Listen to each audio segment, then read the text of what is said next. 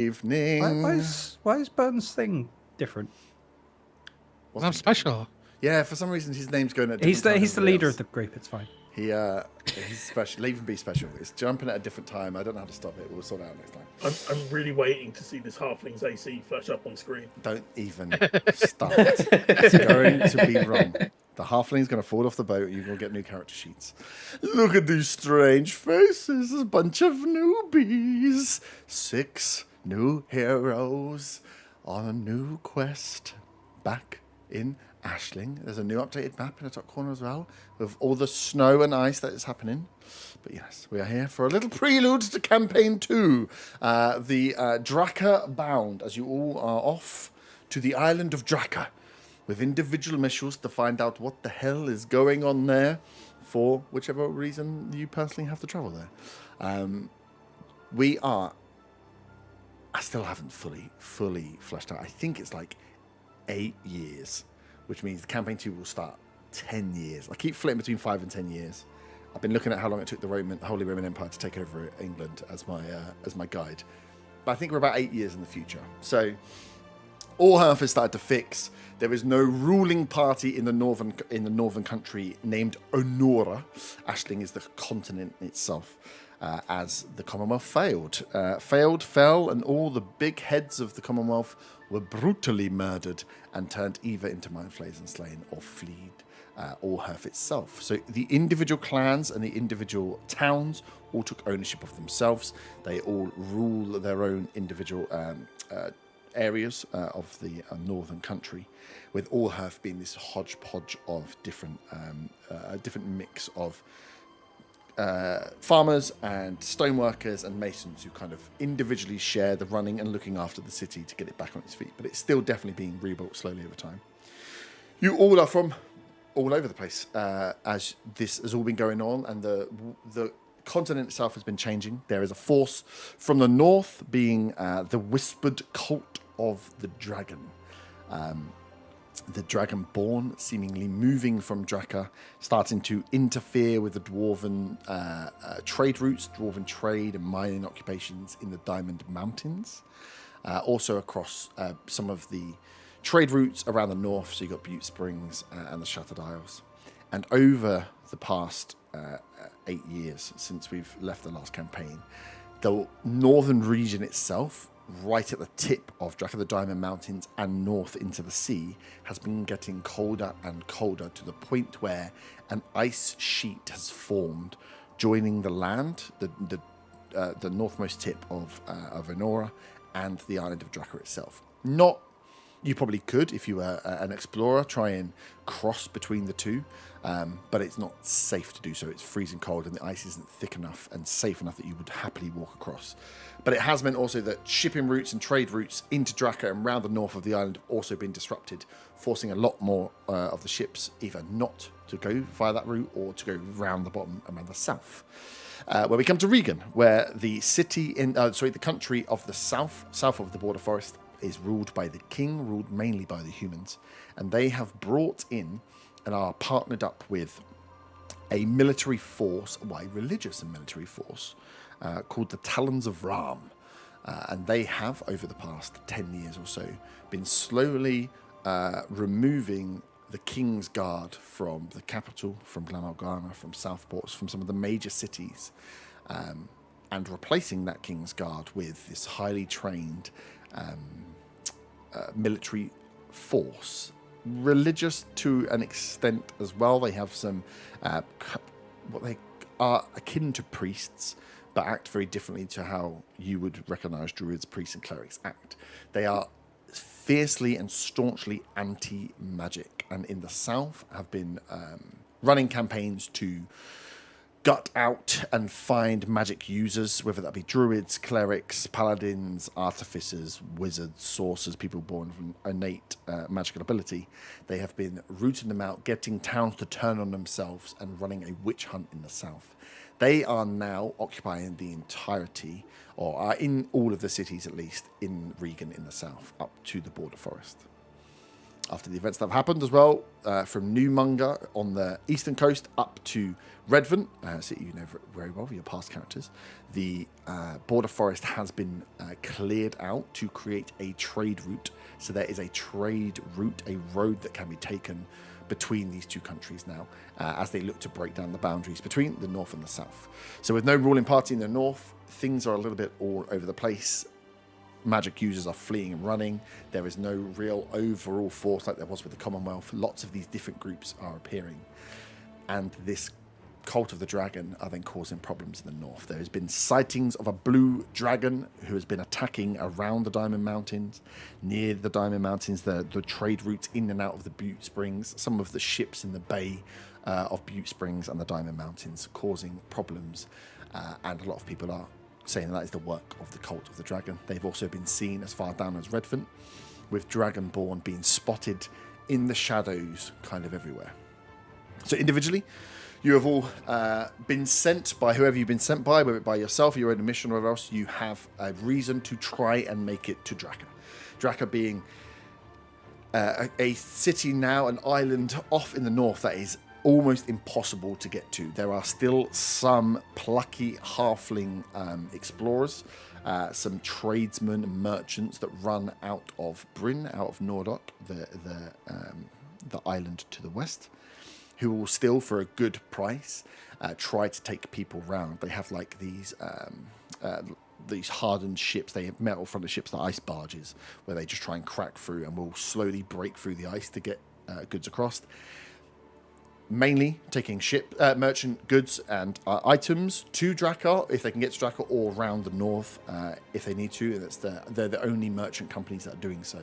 And each of you have managed to purchase a ride on one of the only ships that makes this dangerous journey up to the north, up to Draca, one of the only ways to get there. They only leave once a week, and you have been very lucky to secure service on there. It's not nice quarters. It is a cargo ship run by a halfling crew, where you guys have just paid passage as if you were goods to get to Draca or as close to Draca as possible. So you don't necessarily know each other, but as you look round this ship and as you get out of the seas of the north and into the start of this icebreaker, you can see how treacherous these conditions are, how thick the ice is in places, and how slow the progress is of the ship. It takes you a couple of days maybe to make it to the ice sheet, and then you've probably spent the best part of a week slowly crawling, breaking through the ice, having to stop every so often. As you can see, the halflings are trained in this, but it is hard going to get north. So you are probably about a day's travel now from Draca, and you can almost make out where the island is across the ice as you get close. So as we go around this ship, I will throw to each of you. I'll just run down the line as I can see it to introduce your characters. Who you are, race or species, and class, and any information you'd like to give up on your trip or why you would be taking the trip to Draca. Up to you if you give it up or keep it secret to yourself. I shall let you all decide how to share. So we'll start with Hayward. Hey, so I am Kyler Joseph. He's a Bissell Tieflin hunter ranger. And yeah, he's effectively only one reason for going to Draca is to find his brother, who's a sailor who's often been going out on these boats near Draca and believes that he has gone missing on one of these ships that have gone missing. So yeah, his one goal is just purely to try and find his brother. Nice. We Felix Calypso, a Tabaxi swords bard. He is the #1 fan of a kobold bard that he saw in his hometown of Redvent during the elf occupation 8 odd years ago. And he is on a pilgrimage of sorts to pay his respects and to see if he can find out any further information about his idol. Also, the reason he became a bard. Mm-hmm. Nice. Ben? Yeah, Morgul the Redeemer. He's a bugbear barbarian. He's wearing some quite heavy scale mail. And on it is a kind of small sash. And it's very crudely, almost childlike. Got like symbol of a storm on it. It is very poorly done. It's strange. Mhm. He's just standing on the deck of the ship, with off to one side, the hooded cloak on, just staring over the edge of the ship. Nice. It'd be freezing in that chainmail as well. Kins? Hello. Hello. So my character is Nera. She's an elf warlock, and she is from the Feywild. And with everything that's happened in Ashling, the Fey sealed themselves off. And after this amount of time has passed in the material plane, the Fey are curious to see if the world has healed, but has sensed, as she's a warlock, her patron sensed some disturbance from the Draca area. So Nera has been sent out to determine the status. So she is the eyes of her patron. Nice. Also appropriately dressed. Globo? Oh, wait, no. Dan? So I am going to play Porcus Silvershine, a halfling rogue, bog standard thief. I think he's going to talk like this because it's funny. Nice. So I've got lots of water on hand. My voice really hurts. And he is heading to Draca for two things.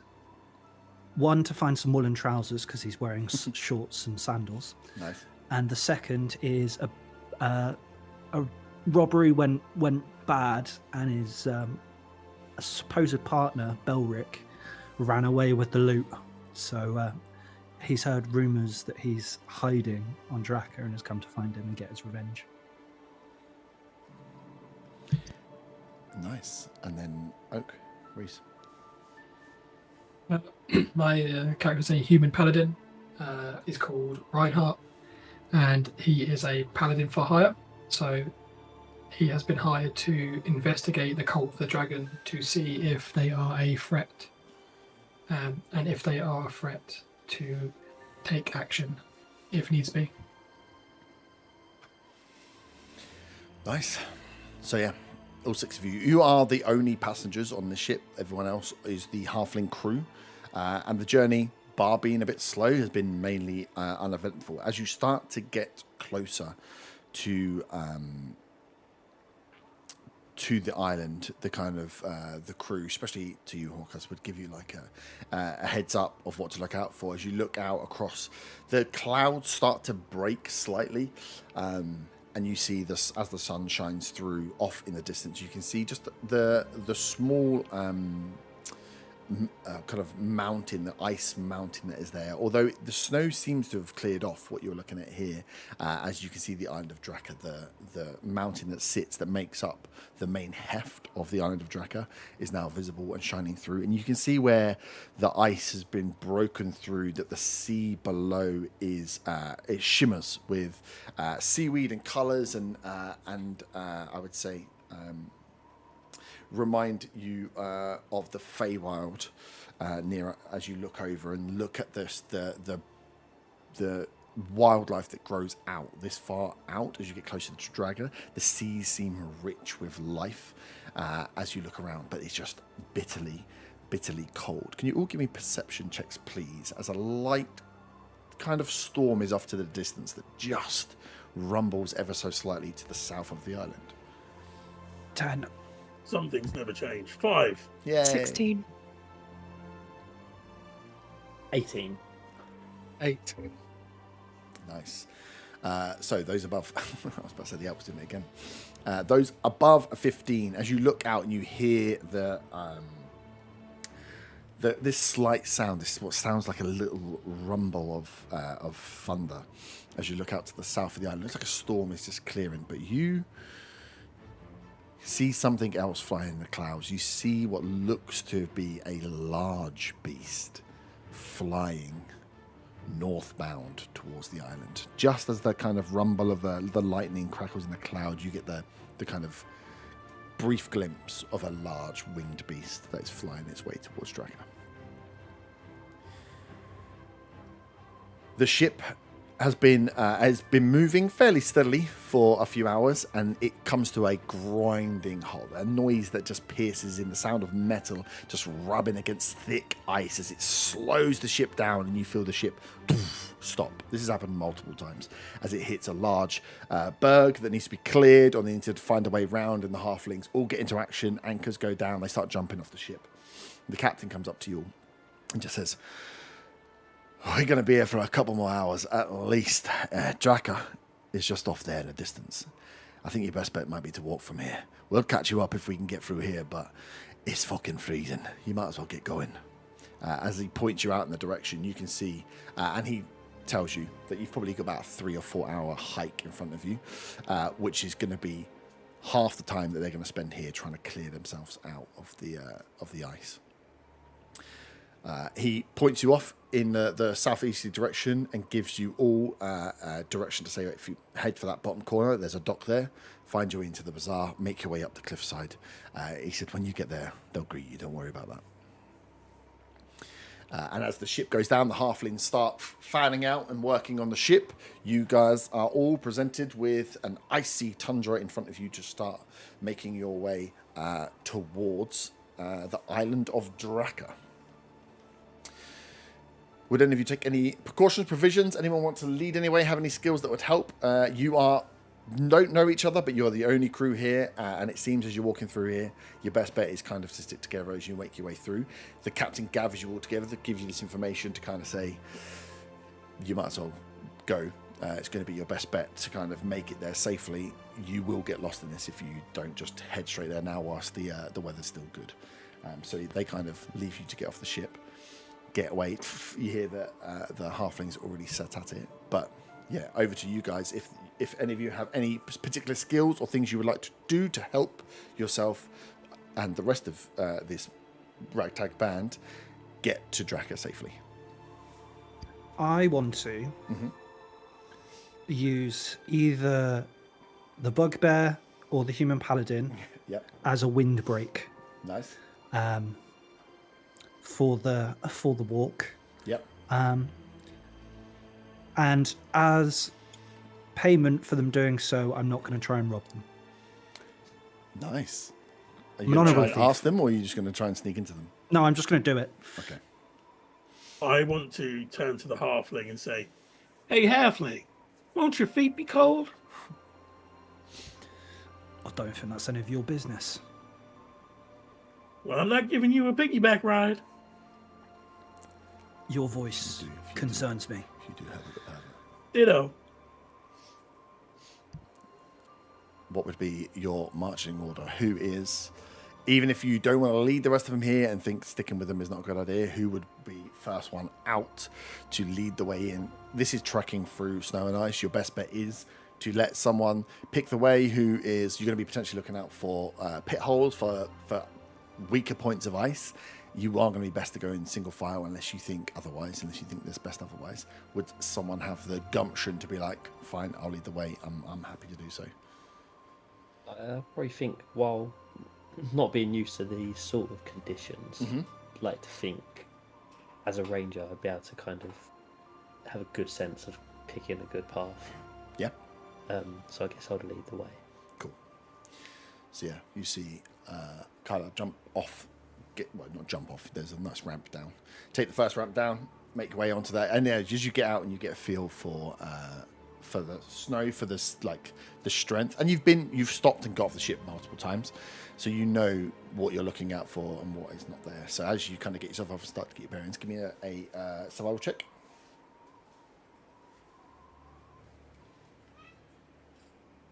I hate wisdom. 7. 23. Just kind of, okay, 23. Nice. So the rest of you see the ranger get himself off. Not that you maybe know he was a ranger. Well-clad, green tiefling, large horns. Get off, kind of grab hold of the snow in his hand, feel through, start feeling down, starts picking his way, and it looks like this guy's going to pick a route to go through. Who would like to follow? I see that he's doing all right. I end up following down after him. Yeah. Sweet. The cat is happy to let the big boys go first. So I thought. Cat's very much I'm going to like be someone waiting else. on the bugbear because I reckon looking at between him and the paladin, he's going to be better wind protection. Plus, he'd want to be near the back. I'd want to be near the back for reasons. I'll go after Paladin. Okay. Okay, so we got that way then. Nice. As our hero step off the ship and start picking your way. Carla, you have the what was your wisdom roll? Your survival check, sorry. No, your wisdom roll. Oh, 23. 23, nice. Easy enough. You can see two things. One, that you can get a feel for what is hot, solid ice and what is weaker ice. So you feel pretty confident in not falling into a hole, which would be freezing and could, if you were left freezing here without any change of clothes, it'd be bad news. Second thing you notice is where that storm was rumbling off to the distance, that it is probably like half a day, maybe a day away from rolling this direction. And whilst it is sunny and whilst you have good light, you're like, we need to get going on this straight away because if that storm kicks in and we're out here, we're super screwed. So you're almost like, I'm gonna start walking straight away. As you head out onto the tundra, you can see again the large mound of a Draca in front of you, the island of Draca itself, the sea level where the harbour would be. It looks like the whole thing is a plateau before it then has this mountain. The mountain itself, is called Ignis, and the city and the harbour itself will be at the sea level. So you have to enter it the right way because there is a pathway that takes you up to the kind of mainland. If you come in at the wrong angle, there's just no way you're going to get up onto the main plateau. Think like the cliffs of Dover height all the way around the island where there is one pathway up. So you're like, we got to head that way and get going.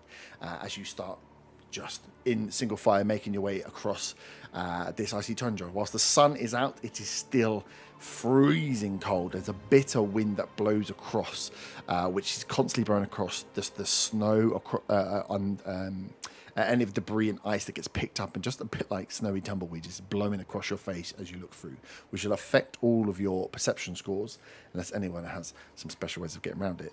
Can you all give me perception checks at disadvantage, please?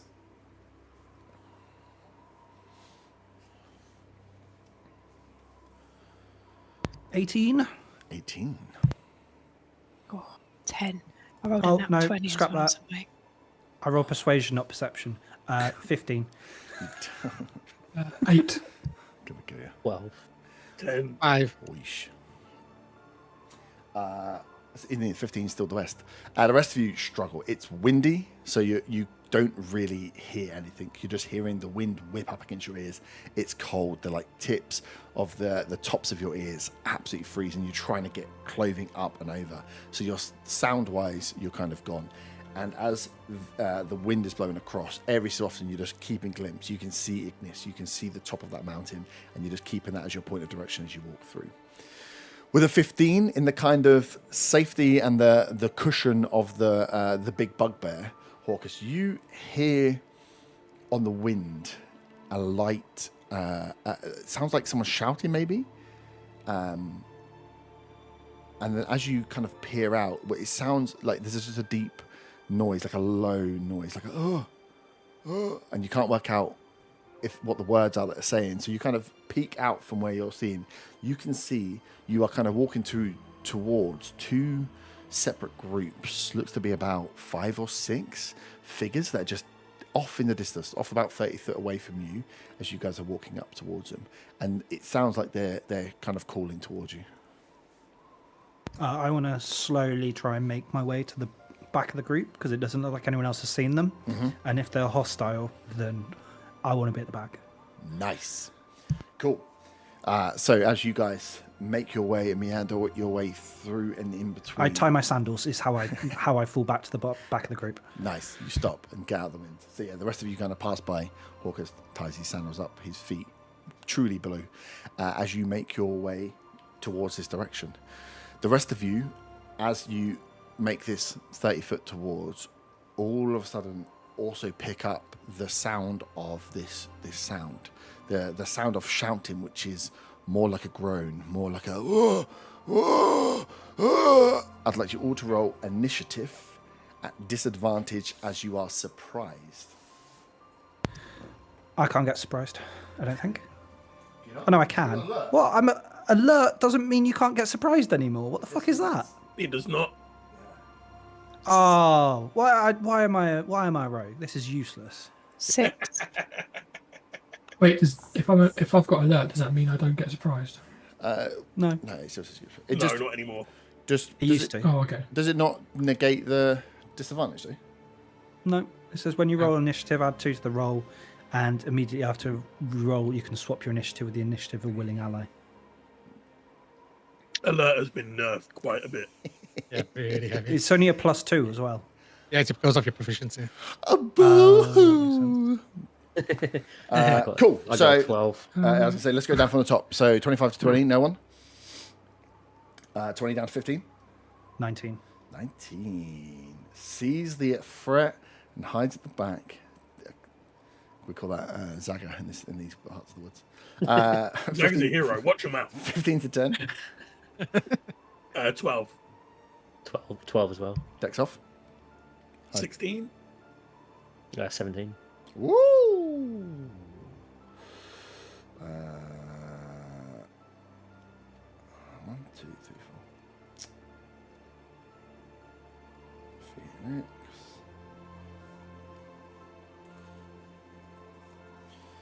Cool. 10 to 5. 6. 9. Ooh, 9 for Morgul. And 6 for Nora. Come on, spreadsheet, work for me, baby. I had to make my spreadsheet bigger because you guys had too high an initiative last time round. So, what you... Ooh, that's a very good initiative from me.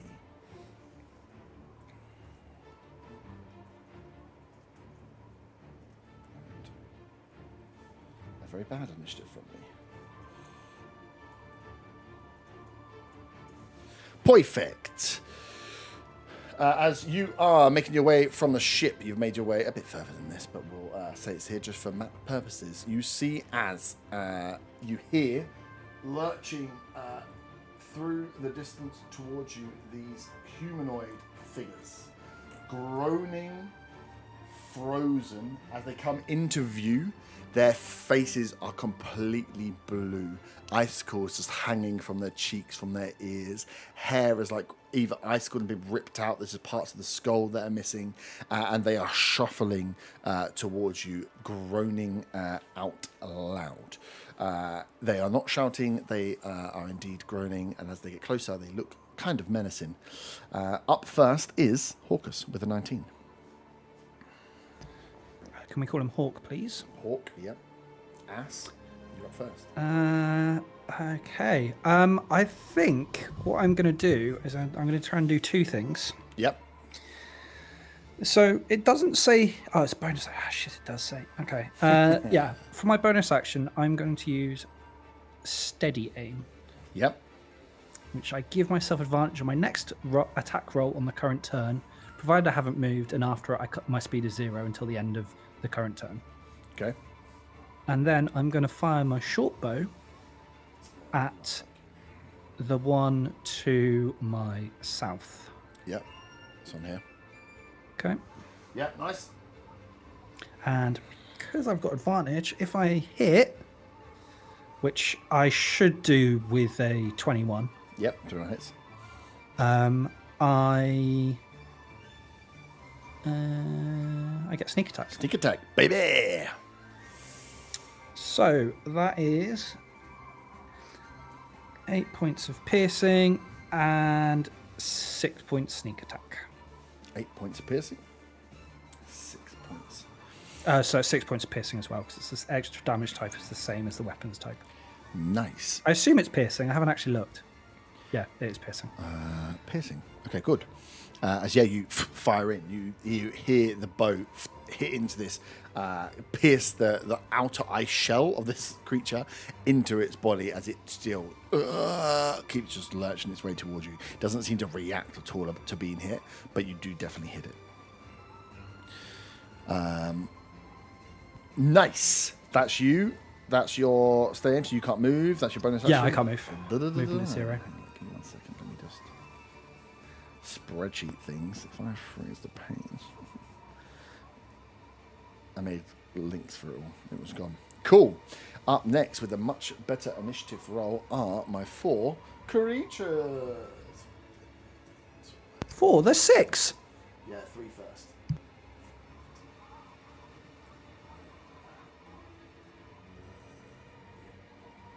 Nice. As 3 of them shamble up towards Naira, Reinhardt, and Kyla, as they are going to make attacks against you. These guys do not mess around. I will tell you now. That's a nat 1 for the first roll. Good. Pew! I like to start how I like to fucking continue. So, Naira, first attack misses you as this creature comes kind of just lurching slowly towards you as it gets close. Instead of you kind of go for almost a defense of like a punch or attack, you're looking for a sword. They're completely unarmed. It goes to try and bite you. Its face lunging forward misses completely, as then it's going to try and slash at you with its long fingernails with 2 claw attacks. I rolled another nat 1.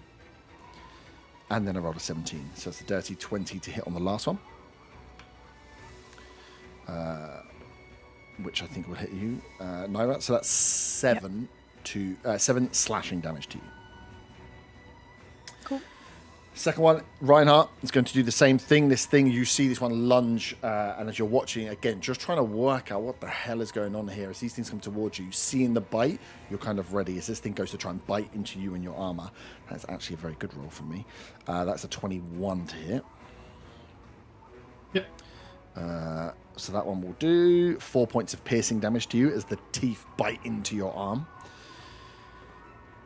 Second attack is a 12, which is a miss, I'm assuming.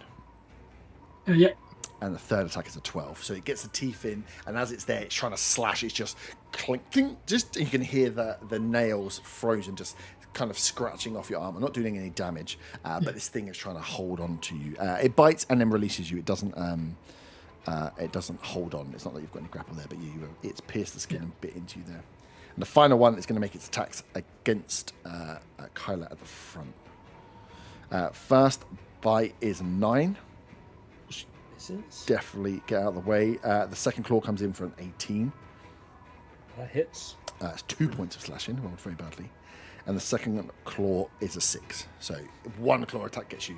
Second one, just punch the mic, gets up, you get out of the way. As you can see, this thing is, trying to bite you, trying to get you. It looks feral in its nature, but does look slow and shambling, and it's completely frozen. It moves, its clothes are starting to crack and like rip apart as it's clearly moving its arms and its upper half of its body a lot more than it has done in the amount of time it's just been ambling around here in the snow.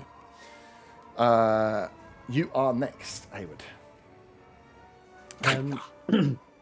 Okay, I will. Can I move around? Is it like difficult terrain or anything, or is it... No. Fine. Can I get behind the one in front of Reinhardt? You can. You will have to leave. While staying, will I stay in range of this one or No, not? there's a gap here, so you can go. Okay. If you get I there, won't worry them. I'll stay where I am then. Okay. Yeah, I'll stay where I am. I am going to first of all cast Hunter's Mark on the one in front of me. Your quarry is marked. So I'm concentrating now. How long's that? That lasts forever, doesn't it, as well? Yeah, cool.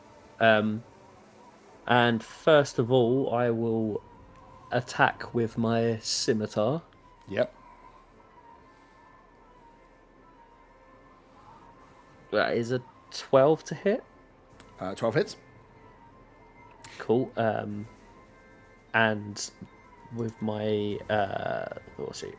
Hunter's Prey, we've got the Colossus Slayer. So for once per turn, I can do an extra D8 on the damage as well. Nice. So the main damage is 8 slashing, Yep. and then the Colossus Slayer is another 2, Yep. and then the Hunter's Mark is a 6. 6. Nice. Big damage. You slice into this. Can you give me a D20 roll, please? D20. No modifier. That is a nat 20. Nat 20. You slice through this creature coming at you. It's bit you once. You don't know what this thing is. You slice through and decapitate this zombie. Its head floors off and hits the ground as it looks up at you.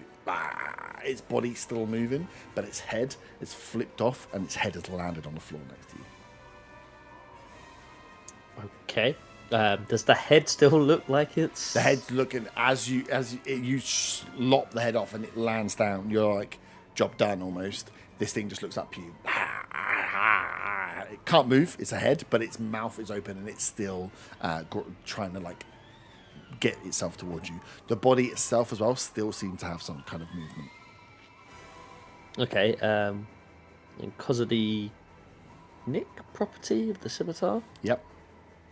my 2-weapon fighting carries across as on the action as well.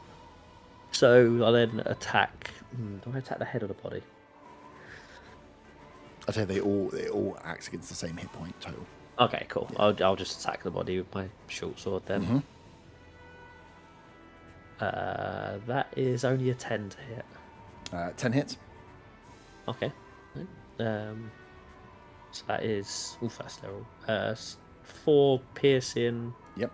Plus the Hunter's Mark is another 4. 4. Nice. This thing is looking very weak. The body is battered. You've sliced all the way through. It's crumpled to one side. It still is moving, but it's looking very weak. And this head is still looking up at you, trying to get hold of you. But it is just a head. It's not going to be able to roll itself anywhere. Nice. Does you go? Yeah. I need the concentration on me for the Hunter's Mark. So. Sorry. Felix, you are up. Morgul, you will be next. Felix, you are here in the middle. Yeah, I figured that was me. Who's in front of me? No, Kins. Naira. If I move around to the back of the thing facing her up, do Yeah. I get advantage from flanking? Yep. Okay, so we'll go with a scimitar attack on this thing. That is a 15 to hit. 15 hits.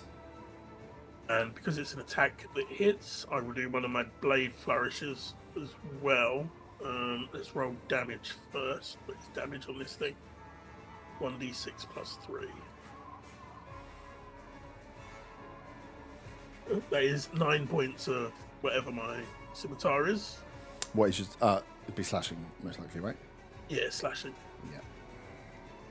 And then the flourish, Yep. I'm going to do a defensive flourish.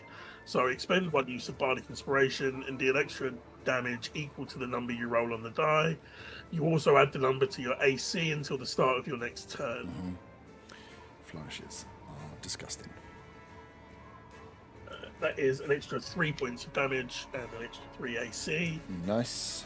And because I've got 2 weapon fighting, I will attack with my other scimitar. Can you give me a D20 roll before you do that? Just a standard one.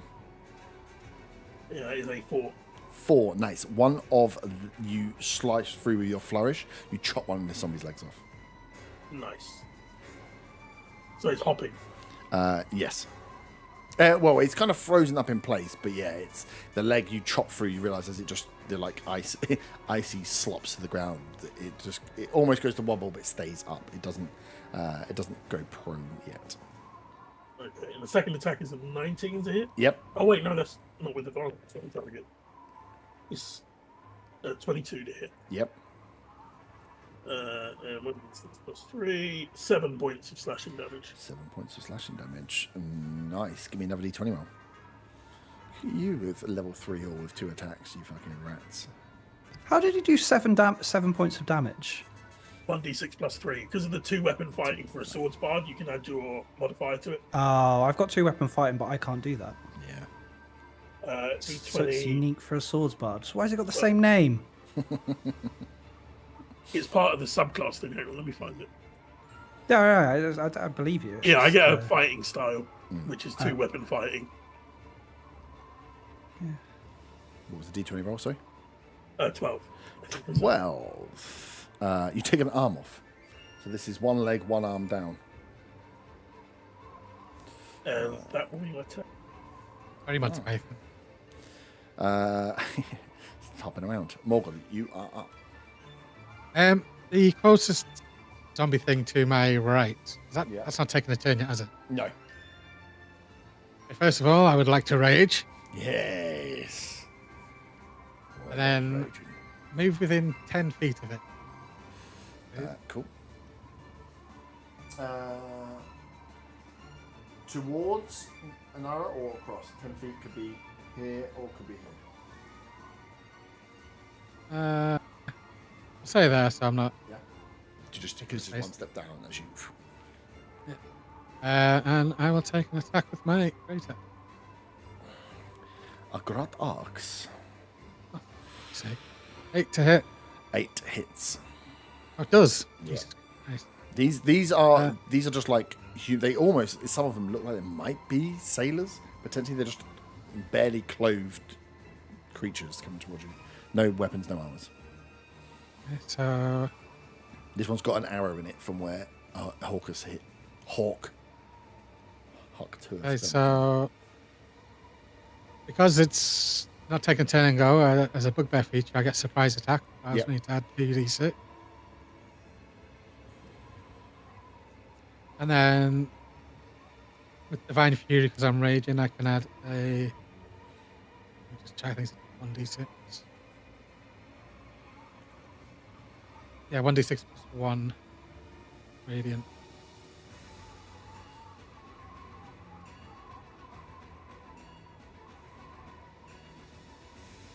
So that's going to be 14 slashing and 6 radiant damage altogether. Nice. That one was already hit. Do they have? They don't have. As you chop through and completely destroy this zombie. It had already taken damage from the arrow as you come over the great axe. You just carve this thing into. It was partly frozen anyway, so it just slices straight through, falls down, and is dead. That's just still have movement. Yep. Or did I move 5 feet? Yeah, or 5 something foot. then?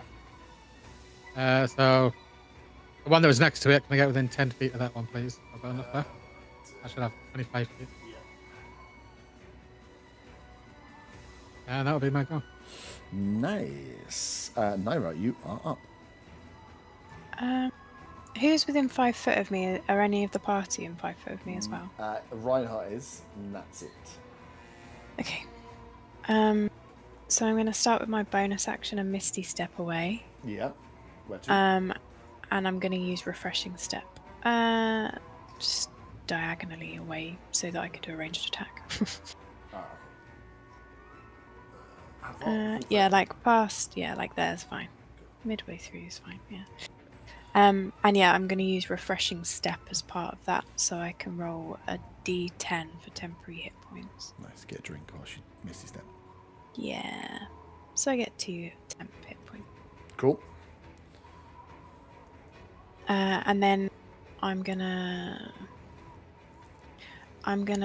fire a starry wisp at. Could you point to one of them that's still up, please? Yeah, there's a lot of them still up. So you've got 1, 2, 3, 4. I'll do that first one, the green shirt. The green one. Yeah, the one that's already taken damage. He's got 1 leg and 1 arm. He's 22 to hit. Yep. Jeez. Wow, seeing you guys have started where we left off last So, time. Let's roll. I got I rolled 30 for a 17 level plus 3 5. character. 7 points of damage, and that's radiant damage. 7 points of radiant damage. Nice. You see Felix as this radiant damage flies into the back, just the one half that's up he was trying to topple over. He gets a big chunk of his midriff blown out, which gives him a nice counterbalance. He can now balance on his one leg because he's missing part of his rib cage. Still standing there. That's it. Thank you. Nice. Up next are my boys that haven't gone yet. Cool. Seeing a big, tasty, hairy bugbear. Both of them are going to move up. They know how to surround prey to take it down and get their dinny ding dongs. I am not prey. You are food. Why are you doing the same voice as me? Wouldn't. Is it the same? Is it the same? I can't wait. Just personal note, GM above the table. I cannot wait to get my first crit against Burn, knowing that it will actually hit this time. So I shall be celebrating them all. Look forward to it. But I am raging, so it's half damage. Don't come in there. It's not half damage. Not if I don't do piercing. Adamantine rage. What these guys do fire damage with their bites. Get fucked, mate. You don't half that damage. First one is, oh my god, I rolled 7 nat 20s. I rolled a 45. These guys, I rolled a 19 plus stuff. So the first bite is going to be a hit. That does 2 points of piercing damage. That wasn't a great roll. And then he's going to hit you with a claw. That is a 17. That hits. And the second claw is a 19. So first claw does 3 points of slashing. Second claw does 5 points of slashing. Second zombie behind you is going to go for attacks as well. The bite is a 21. That does 2 points of piercing. And then the claws, dirty 20. And a 11. 11 misses, I'm assuming. 11 misses, yeah. Of course, so one claw hits, one misses, one goes straight into your armor plate and just bounces off. That one that hits, though, does 5 points of slashing damage as these two creatures just kind of like maraud around behind you and just trying to get you. One gets a bite into your fur and hits you with the claws. The other one's behind you as you're like, whoa, oh crap. As that ends round 1. Round 2 is up. Horse, you are first. I forgot, didn't forget to say I'm initiative 6. You didn't give me your initiative. No, I didn't. My bad. Oh, that's your bad. Okay, cool. Why not? You go up now. Sack him off. Sack. And I ask for the initiative. So you have one in front of you, one off to the side. Oh no, one that one's got a gap. So you've got two. You've got the blue and the green to hit, which are in melee range of you at least. I'll go after the blue one. Just a normal. I got a warhammer. Yep. It has 1d8 plus 2 or 1d10 plus 2. Which one? It'd be one. You've got a shield, right? Yeah. So it'd be 1d8. So the 1d10 is if you are without a shield, you're using it two-handed. Okay. The d8 is because you've got it one hand and you're using a shield, so it brings your damage dice down. Cool. So I'm gonna roll to hit. 9. 9 hits. Cool. I'm going to...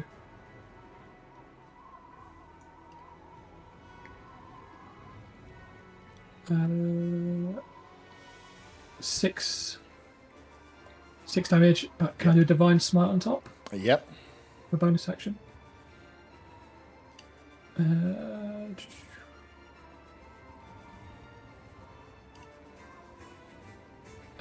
that's an 8. 8. Shit on the Divine Smite. Cool. Yeah. Give me a d20 roll, just standard, no modifiers. D20. Oh.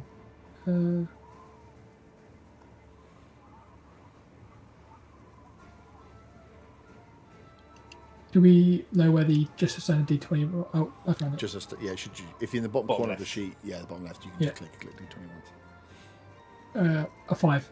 5, nice. One of the legs is you slice through, just take one of this zombie's legs straight off. It hits the deck. It stays standing, but it's wobbling around. Nice. Stay where you are. Yeah, I'll stay around. Sweet. Hawkus, you are up. You've seen your windshield run away from you and slide off. You've got a warlock that's teleported out to your west. You've got a pretty clear view, though, of The zombie behind the bugbear that's been keeping you warm. This green one and the blue one. Yeah, I owe the bugbear for keeping me warm, so I'm gonna go up behind the zomb there. Yeah. As in melee range? Yeah, Nice. to flank. Yep. And then what am I gonna do? And then I'm just gonna see. I could metagame and I could use a short sword because it does more damage, but I'm not going to. So I'm going to use. Ooh, short bow at this range would be bad. I'm going to use my dagger. Yep. Do we just to clarify? Did we say we're good to do swap weapons as long as we don't take the piss? Yep. Cool. So I get advantage because it's flanked, I assume. Yep. Perfect. 19 to hit. Yep.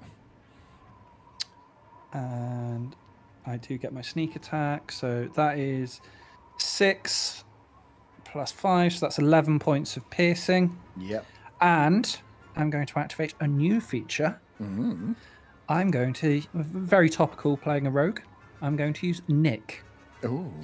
When I make an extra attack of the light property, I can make it as part of the attack action instead of as a bonus action. 2 attacks on 1, like multi-attack.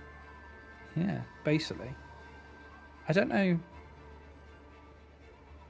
why it's related to daggers when short swords are also light weapons, but we'll skip past that. Yeah. Wait, so does that mean I get 3 attacks or no? No, only 2 with the 1 attack. Why would you get bonus action attack? Because I've got 2 weapon fighting. Yeah, the 2 weapon fighting and the nick thing makes the bonus attack be in your attack action. So you still get a bonus action, but you can't attack with it. Okay. And does that bonus action not have my proficiency, I'm assuming, same as 2 weapon fighting? It's only on the damage, I think, isn't it? It's only on damage. Yeah. Okay, that's fine. Yeah, you still add it to the roll. So we'll roll the second attack. That is a 16. Yep. Okay, and that's only 1d4. So that's 2 points of piercing. Nice. How far did I travel? Like 10 foot. Okay. For my bonus action, I am going to disengage, Yeah. and then I'm going to run and hide behind the elf. Nice. Nice. We call it hit and run in the business. Uh-huh. So no, yeah, you see this. You see the hawkers, freezing cold feet, scamper up, tacks into the back of this creature, and then turns, looks at you, and just scatters around behind you. And that's my done? turn. Nice. Up next are my boys. 1 arm and 1 leg. 1 nod of the head. Turns around. Still standing. But is now a little bit more screwed up. Doesn't need to move, which is good. He has disadvantage. Bite attack is fine, so he's going to try and bite you, Felix. That's a 2 on the dice, so I'm thinking that's going to miss. And then can only make 1 claw attack and has disadvantage on it because he only has 1 arm. 7 arms.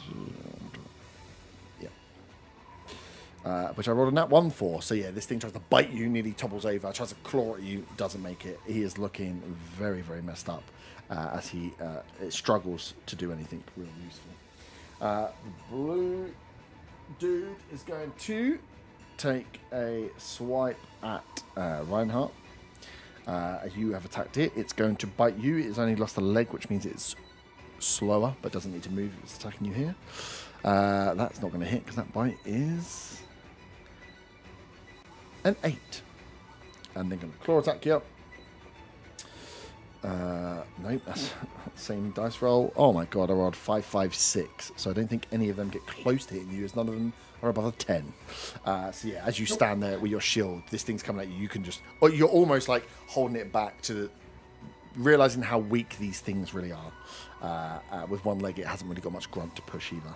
As the last one, although its head is on the floor, it can see... You realize, Kyla, as this head is like trying to get you, that body is going to go towards, and the hands are going to try and grab towards you. Without a head, it can't bite you, but it definitely can still claw attack.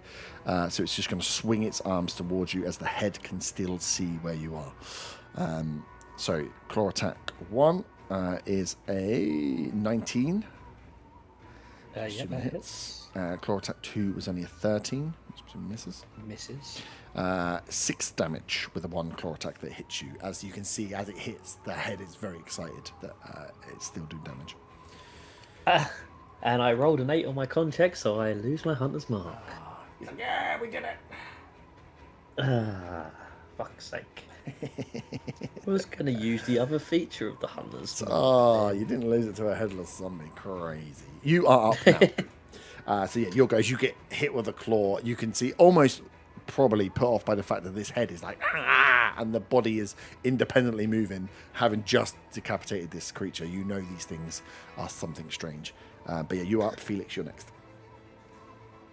Yeah, okay, well, in that putting me off, I'm just going to swing my scimitar down towards the head instead.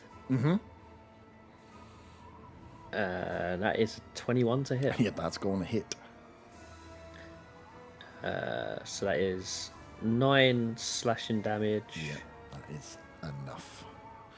That is enough as you sword down straight through the skull. Twist. The thing just crumples apart. A little bit of what you expect would be like warmth coming out of the head, but just inside is just rotting flesh that just sprays and starts to seep across the I was about to say sand. It's not sand, it's snow. Does it smell? Or is it it's too really frozen cold. to It's too smell? frozen to smell. It's almost like when you get a fish and you can freeze it straight away. Frozen brains here for anybody that wants to eat them. I will but it then don't. step around behind the one in front of Reinhardt and attack with my short sword. So that is 22. 22 hits. So that will be 2 piercing, and I'll do my Colossus Slayer on that. Yep. That's another 6. 6. Nice. Give me a d20 roll.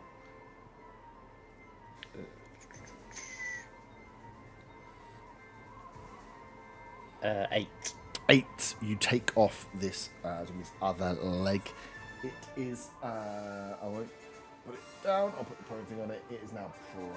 Between you two, you have turned this zombie into an upper body only monster. As it's both its legs fall, the body crashes into the ground. Its hands are still there as it pulls itself up, face full of snow. It's hurting a lot, but it has no legs at the moment. Cool. Felix, is that you done? There we are. Yeah, that's it. Felix, you're up. This one in front of me still standing. Yep, just. It's looking very, very weak. It's got a hole blown out its side, and you've got one arm and one leg. We'll take a swing with a scimitar then. Don't miss me. No advantage this time, no. No advantage this time. Your advantage run away.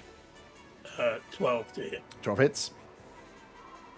Okay, and I'll use another flourish on this one. Mm-hmm. So, first the damage. 7 points of slashing damage. Yep. And the flourish will be... Where is it gone?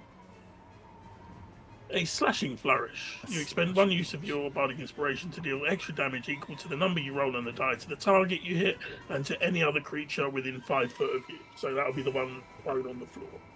Oh, nice. And that is an extra 4 points of damage. Okay, 4 points to the one on the floor. Nice. Well, and to the one that I just hit. Yeah, the one you just hit is dead. It would barely had enough left as you just carve straight through this thing.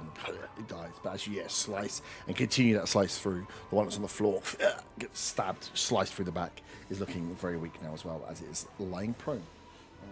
You did, boy. And that one that's prone, I'll take another attack with my other scimitar. Yep. That is another 12 to hit. Yep. And that will be 6 points of slashing damage. 6 points is enough to finish the job on this one. As you slice through. What are you using to get to get 2 attacks with scimitars? 2 weapon fighting. Oh wow. Okay. Cool. And I get to add my proficiency to the second one, unlike the other guys. To the damage. Yeah, that's not fair. They should call it something different. And then movement. Yep. How much movement will it take to get behind the yellow one facing up the bugbear? 20. Oh, I'll do that. I don't even need to do the feline agility. Leap across the dead body that was there. It was prone anyway, so it's easy enough to step across as you dance between. Yeah, we'll do that. Nice. Morgul, you're up. Felix has appeared behind the one that's in front of you as you are being flanked currently by these 2 creatures. That's quite handy. I will take an attack. With advantage with that one. Yep.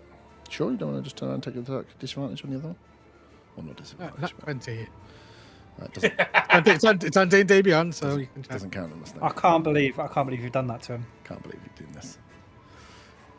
You think this is the fight, you fools. That hits, obviously. That's 23 slashing damage. 23 slashing damage. Yeah. That one hasn't been hit yet. Cool, so it's still standing. Nice. Give me a d20 roll. And I also get a +5 for the rage and the Devanshi. So these plus these. So wait, so it wasn't 23 damage, it was more than that? No, so it's 23 slashing and it'll be 7 radiant damage. Okay. Well, that is enough. Funny enough, when you just make up extra damage, you fucking shits. Something's and never because changed. of- Never change. I've never. The worst thing about new rule sets is you guys just make up things that might sound like they're on a character sheet, and I have no way without slowing the game down to check. I'm rewatching this after and checking every single thing is legit. I did it on the last attack as the Divine Fury. Yeah, it still doesn't mean you didn't Alright. make it up last time. Level 3 characters doing 30 damage. Got away with it the first time. We're Yeah. gonna do it again. Nice. Yeah, you slash straight through. As it goes to fall apart and decapitate, it burns through, singes, and falls down dead. There is one left alive. Everything else about. Hold a sec. No, that'll be me. Nice. Naira, you are up. There is one creature left standing. Could you point to him, please? Yeah, he's this big bugbear here. He's got a green circle around him. He's the hairy bugbear. No, it's this little dude behind him. Okay. I'm gonna Eldritch Blast him, please. Mm-hmm. 14. 14 hits. 10 points of damage. 10 points of force damage. Nice. Things still Force standing. damage, You again, blow in. You just blow in parts of flesh and ice off, splattering it all over the bugbear. I'll go perfect. I can press to digitation him later. I'll go forward 1 square, please. Thank you. That's my go. Nice. It is this creature's go. He's not looking great. The bugbear is still looking tasty though. Big hairy morsel. And he is going to try and bite you. That's a nat 1. Let's not talk about that. Claw attack is nope. An 8. Second one is a 23. So second claw attack will hit. That'll be 6 slashing damage from the claw against you, Morgul. Why not? You are up. End of initiative. There is one boy standing. He's not looking so hot.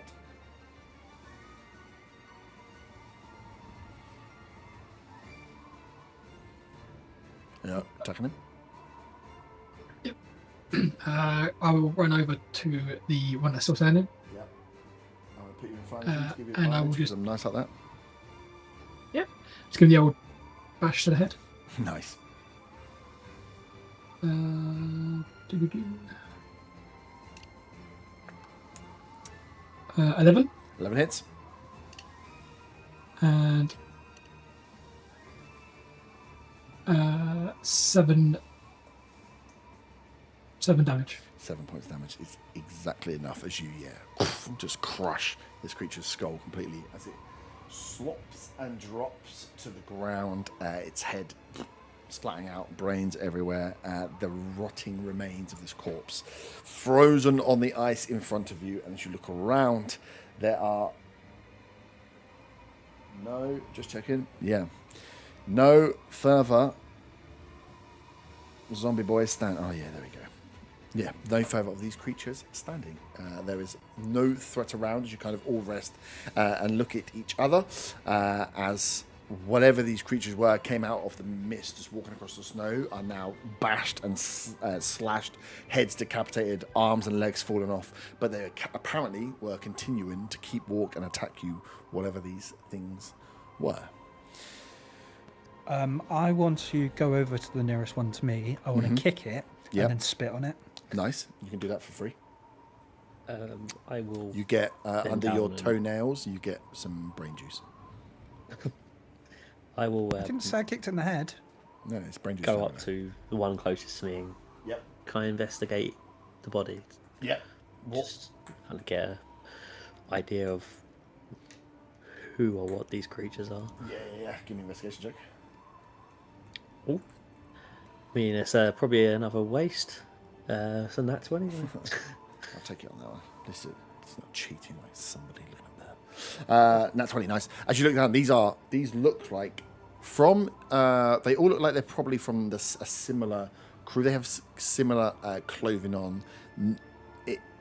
They clearly had thicker coats and trousers on at some point, because some of them have got coats still on, some of them have got parts of trousers on, some of them obviously you've chopped the legs off of, but over time they've frozen and ripped apart. So it's like where they would have had furs over there as like a coat, their arms have like snapped off on some of them, leaving just their bare skin. But they all seem to be not armed, not armored at all, and a lot of them look like common folk, maybe like sailors or travelers. They don't have much about them. Some of them look like they were clearly prepared for the cold, but yeah, you don't find any swords on them. You don't find any armaments. There's no leathers armors. There's no plate armors. There's nothing there. They look as unarmored as you could be. Seeing that they look like they could have been sailors kind of sends a bit of a chill down my spine. Yeah. Thinking of a brother. Yeah, 100%. Yeah, you know that there have been many, many reports of ships that have gone missing on these seas, and no one knows what happened to crews or cargo of them. Can I do an investigation check to see if any of them have got any shoes that are in good enough condition for me to nab? Yep, 100%. That's an 8. 8. No, some of them, you pick up the legs that have been decapitated. A lot of them look like the shoes. Whilst there are some that are better than your sandals, they don't look great overall. And the insides of them are kind of covered in flesh that has decomposed slightly and then frozen. So they absolutely hum as well, just decay. Okay. I will just throw it over my shoulder, and if there's anyone behind me, so be it. I would like to pick up the body of the one that was attacking me from behind Yep. and just absolutely launch it as far as I can. Okay. Yeah. Nice. Yeah. And as my rage ends, I use my bonus action of Warrior of the Gods to gain 1d12 health. Nice. Can everyone else apart from the bugbear give me a dexterity saving throw, please? Oh, nat 1. Nice. 18. 18's good. 19. 19. 23. 23. Most of you see exactly what's going on here.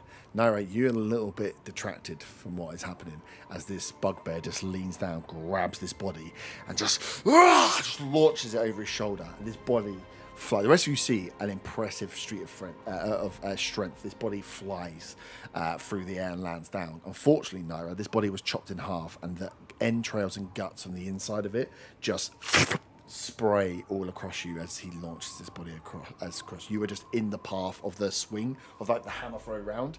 The rest of you saw that happening. Whoa! Just step back as he picked it up. But Naira, you are unfortunately covered in rotting, decaying human remains. I'm fuming as well, actually. Yeah. Can't believe that bugbear would do that. Can't you just prestidigitation yourself? Yeah.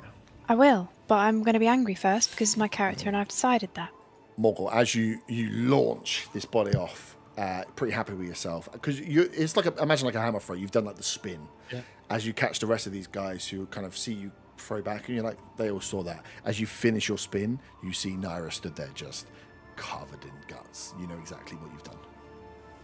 I just chuckled to myself and started heading off in the direction we were walking in. Wow, Naira remembers this. I'll let you Sorry, go. Naira's just writing it down in her book. Good, for later. good. That's what we want to see. I will clean myself up. Nice. Anybody else want to do any checks or study checks on these bodies? Oh, do any of them look like a halfling called Belwick? As you look round, none of them are halfling sized in this pack. Perfect. Yeah. That's what I needed. Yeah. Tick that one off. Nice.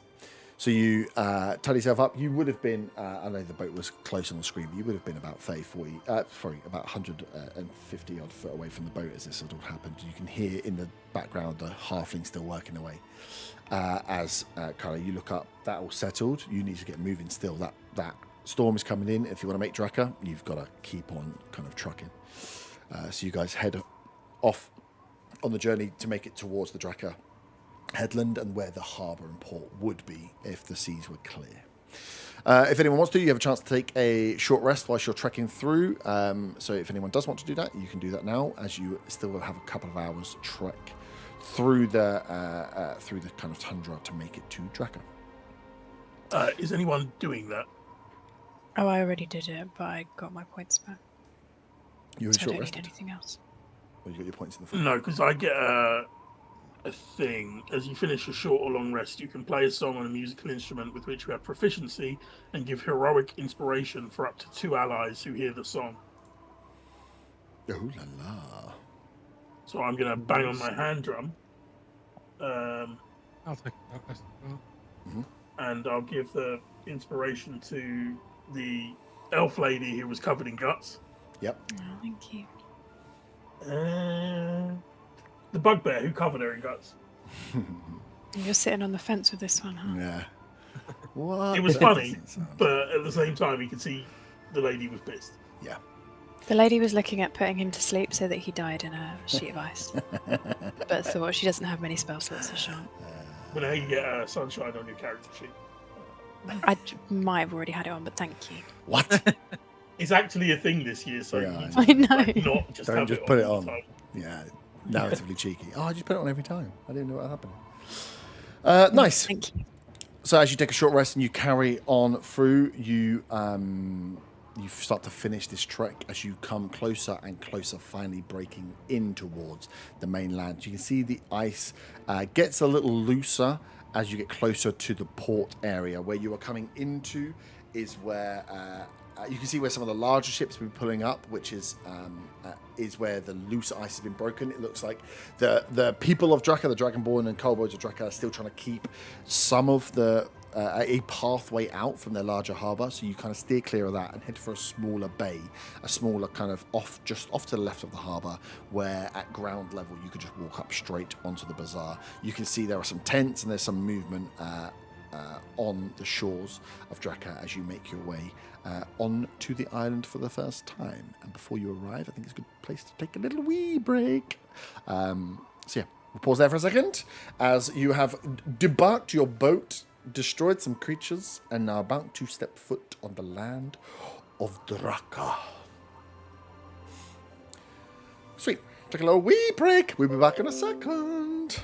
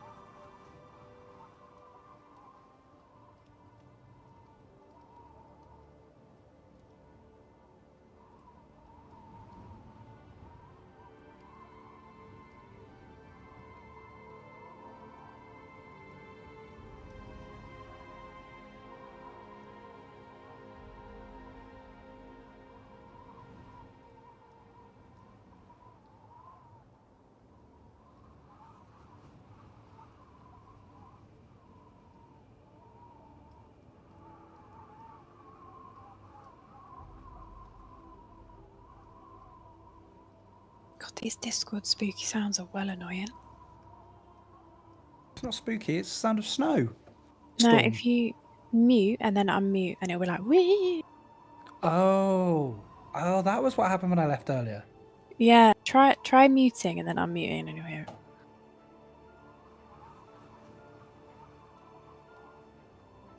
Didn't do anything. Doesn't scream for you. What's that? If you Deafened mute, does stuff, but if you mute and unmute, mine goes meow. Like Oh, speak. it's the Halloween thing. Yeah. It's like a little Mine scream. doesn't. No. Why have I got it? I want a spooky disc. it did make a funny noise when I left earlier though. Yeah, if I mute and deafen, it makes like a scuttling noise like spiders or something. But if I mute, it's just the meow. Mine was Oh, doing really, it innit? on the other server the other day, but I think we might have muted it on this one. I might have muted it on this one last time. Oh, You don't want that? spooky. The Halloween Halloween sounds. stuff. Oh yeah, that scared the shit out of me the first time. And I have, because I have my headphones, especially on the other PC, my headphones play the sound from two PCs, so I was getting like double. So when I get a message on Discord, it goes and does it both times. I was like, oh fucking hell.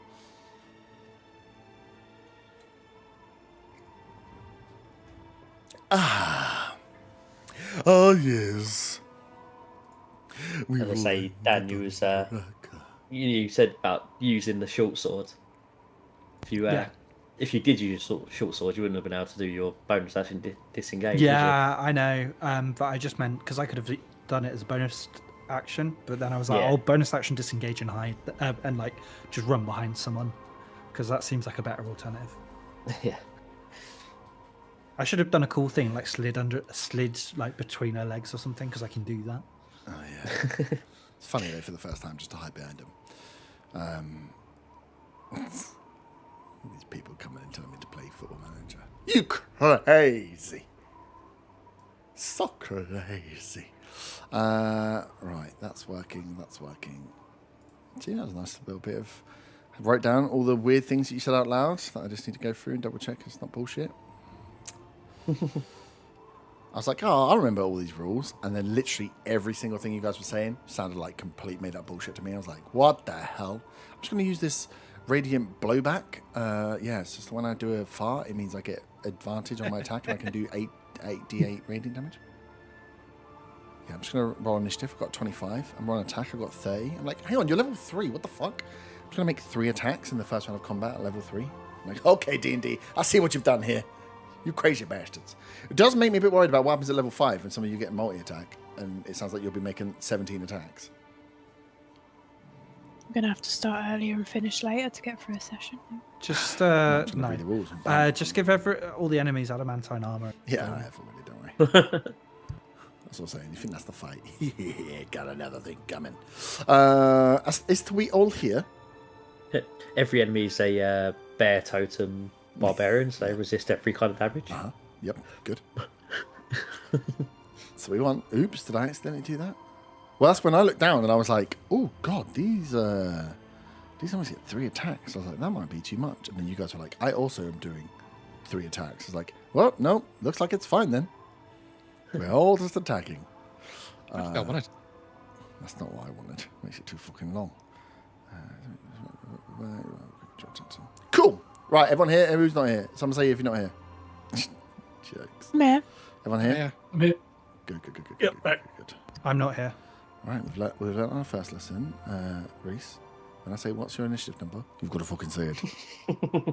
I was waiting because you're doing like the whole thing going down, and I was waiting. Oh, I've got like a 6. I'll 10 wait to till 6. like, you say 5 to 0, and I'm like, He said or 10 to 5. I said He Did said he? 10 to 5, yeah. oh, Because I was to be 6. fair, I thought I had a 1, and then Hayward told me you don't get 1 on initiatives. You get like a +2 and +3. Don't So I listen didn't to realise I Hayward. actually had a +6. Don't say he's a cheater. I think the correct name is D&D Shorts. Oh yeah, sorry. Don't listen to his shorts as cheating. Mechanically cheeky is just cheating. Just in case you were No. little miss. You haven't got any equipment. Oh yeah, sorry. I just added some. I just added the magical items. No, I'm pretty sure we didn't say that. No, okay. Anyway, well done. You killed some zombie bitches. So, We arrive on the steps, well, from the sea to the shore of Draca. It is still freezing cold as the wind whips round the kind of bazaar that is here, a marketplace of all these different stalls that are just that are set out, that are kind of down on this bottom area. You can see that it's not a huge area down here, probably like 20, 30 foot deep, maybe 100 foot across. This bazaar that's built up, it is paved. There is some like stonework that's been built out here, but this is the lower level, and you can see towards the back the kind of bazaar makes its way all into one point where there is a ramp that runs up the side of the cliff that runs up to a midway point. You can see there's some more houses, and then it must kind of plateau over the top to the top of whatever is on Draca.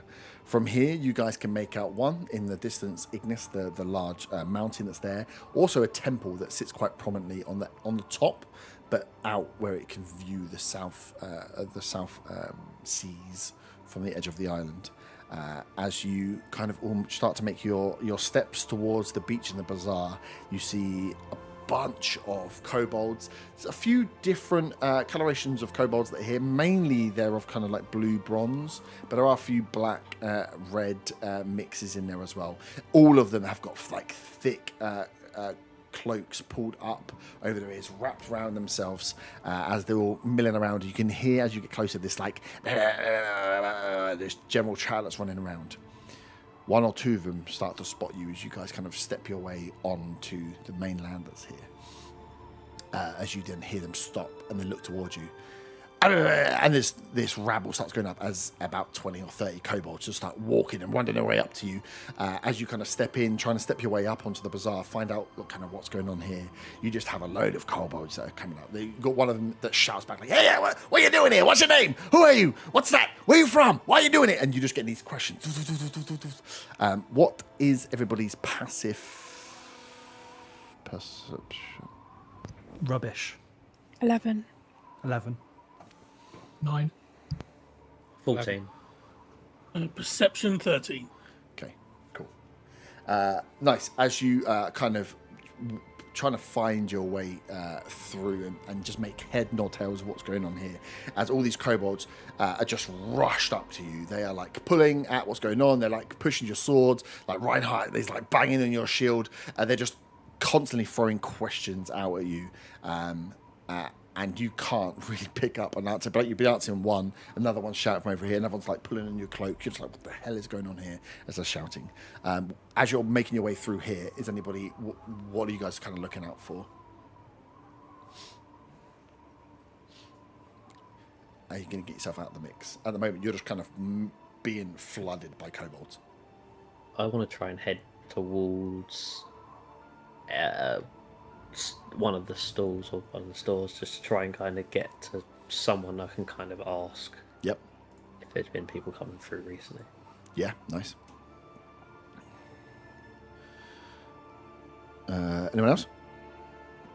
Following suit behind, because you've kind of walked into it. It's almost like you've just hit a wall of kobolds. You're gonna have to like force yourself in the direction. You see Kyler start to push his way towards the back where the stalls are, where the pathway starts to kind of ebb itself through. You can also converse with kobolds, but they are all just kind of shouting at you different things.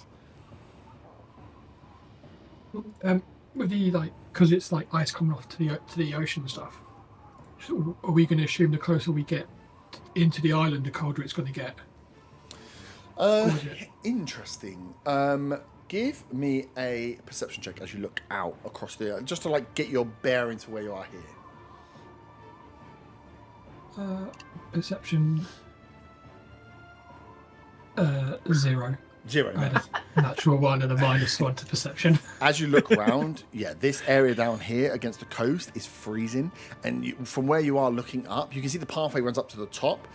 You can't see what's on the top, but you're just like, I assume it's going to be freezing everywhere. But where you are now, you're in a bit of a wind trap, right? It runs across the front here. There is wind still blowing across from where you are. It's cold, definitely down here. In that case, I'm going to go to try and find some sort of a potion seller and see if I can buy some potion of like warmth or something that will give me warmth for an amount of time. Nice. I would say even with the 1, you would as you're pushing your way through and looking, you can see at the base of so where this kind of this area naturally forms its way into like a central area where the pathway goes up. You can see that there are some braziers knocked out there. There are some fires lit. So as you kind of push through to try and find a stall that might be able to sell some stuff, you just get you can almost feel the warmth from about 40 foot away of this fire that's roaring as you start pushing your way towards that area. I run towards the fire. Nice.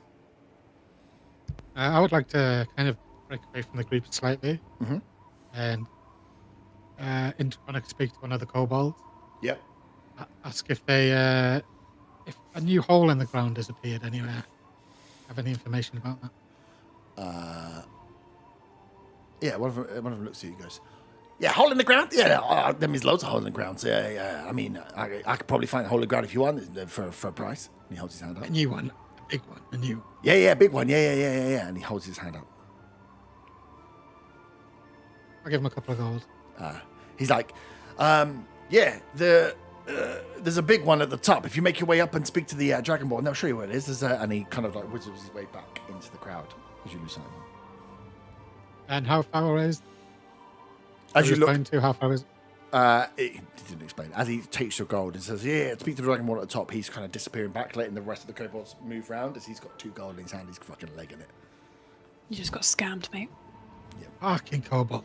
Yeah. And they're like, "Hey!" As you say that, like there's just a chorus of like, "Hey!" that just run out in a Mexican wave. Nira's giggling as she watches this unfold. I want to have a look around to see if I can see any monuments to the great kobold hero. Nice. As you look around down here, no monuments, but you can see a big palace up there, and you're like, that palace could easily be to the great kobold. Zaga. Why would it not be? Definitely. Does the palace look like it would be a warmer place to build a fire? It's made of like a very cold-looking marble, so it doesn't actually look that much warmer. But it is lit by the sun, at least on the top. But yeah, as you guys kind of push through, that you try to ask questions of yourself. Let me just roll some checks. I will say to whichever kobold is nearest to me, have you heard of the great hero Zagazoon? He's like, Zagazoon? He's like, I don't know. I mean, I can hear about him if you want. And he's like, and then another one's like, Zoon? I know Zoon. Yeah. And then a few of them kind of come around and kind of come up to you and start asking questions like, what do you want to know about the Zoons? We know about the Zoons. We can tell you about the Zoons. Where are they? They're up here. And one of them comes to grab you. He's like, yeah, I can take you to Mama Zoon. She's up here. She lives up here. And he starts like trying to drag you up towards the hill. I will let myself be dragged. Nice. The rest of you, as you see, as Felix starts getting dragged by these kobolds being pulled away, and a few of them then kind of get on tail. The rest of you are kind of get up to this brazier, start to warm yourself up a little bit. It's been cold, been hours walking. Just like get your bearings, get yourself warmed. As you see them move off and see them moving,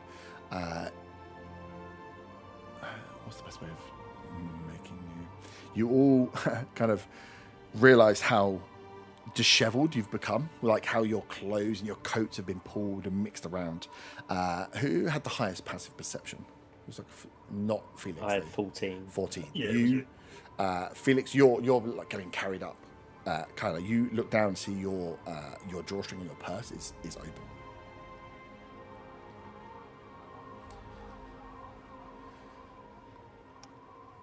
I will reach in to check what I have lost. You've lost 6 gold. Okay.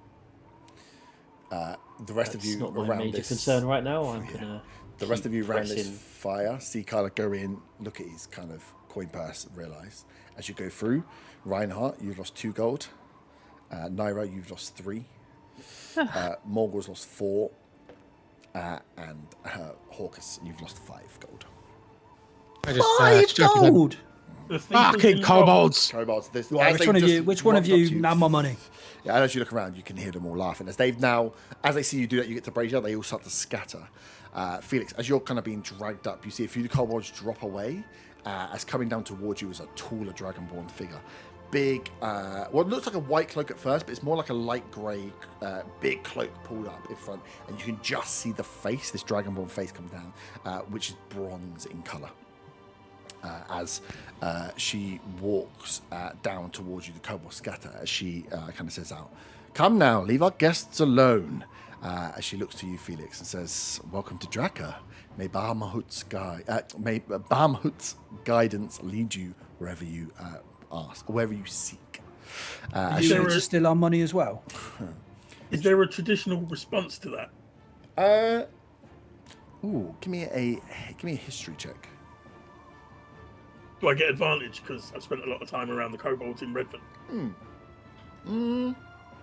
Kobolds are a little bit fucking shitty, though.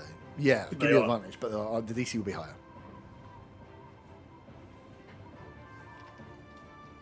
History 17. Plus 1. 17. You know, Bahamut is their like dragon god, although he's not really a god. He was like the first dragon. So he's treated like a god. And when someone says, "May Bahamut's guidance lead you to wherever you seek," the response is almost like and to you, as like a "May Bahamut guide us wherever we need to be." I provide the response. Yeah, and she nods to you and says, and then looks down to the rest of you that are there. And you would have only got dragged up about 5 or 10 foot away. So Felix, you are much closer to this dragonborn. You can see, well built, strong. The voice that comes out is a female voice, but yeah, bronze dragonborn face. As she takes down the hood on her cloak, and yeah, you can see the full shimmer of this bronze dragonborn. As she says to all of you as you're around there, "Welcome to Draca. My name..." Oh my god, I do have the names in there. She says, "My name is Izari. I head up things here at Draca. What brings you to our shores?" And she's like, "Please, come with me." And she kind of ushers you all forward. As she comes down, you can see the kobolds that were kind of pulling around you all sort of scatter off. Not that they're scared necessarily, but they all, seeing Izari come down, they all kind of scatter and just move out to the sides. Giving her as I'm closest to her, I will say what I said to the kobolds. "Have you heard of the great hero Zagazun?" She looks down and says, Zagazun, that is a name I haven't heard in a while. Yes, he was one of the bravest kobolds that we have produced here at Draca, and I believe he has quite the name on the mainland. Are you here to find him? I'm a big fan. Where's his statue? She's like, we don't believe in honorating individual heroes, but there are many here that speak very highly of the Zagazun and his deeds. I'm sure we can find you some if that is what you're after, but unfortunately, no statue. No Can I insight her? Can I insight her, check her, but says about brave kobold? Yep. Well, you don't believe there's a brave kobold? Not a chance. 15. 15. Yeah, what are you trying to delve into on the words that she's saying? Just a bit about a brave kobold. Does she believe what she's saying?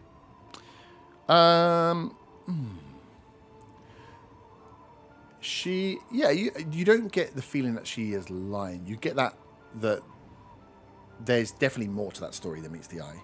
The way that she knows, definitely, Zaga.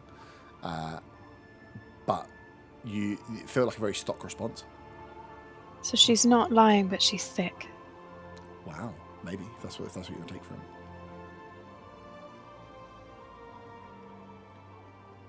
But yeah, it's like a half story. It's like knowing there's no good analogy without saying too much. Like a folk tale kind of thing, right?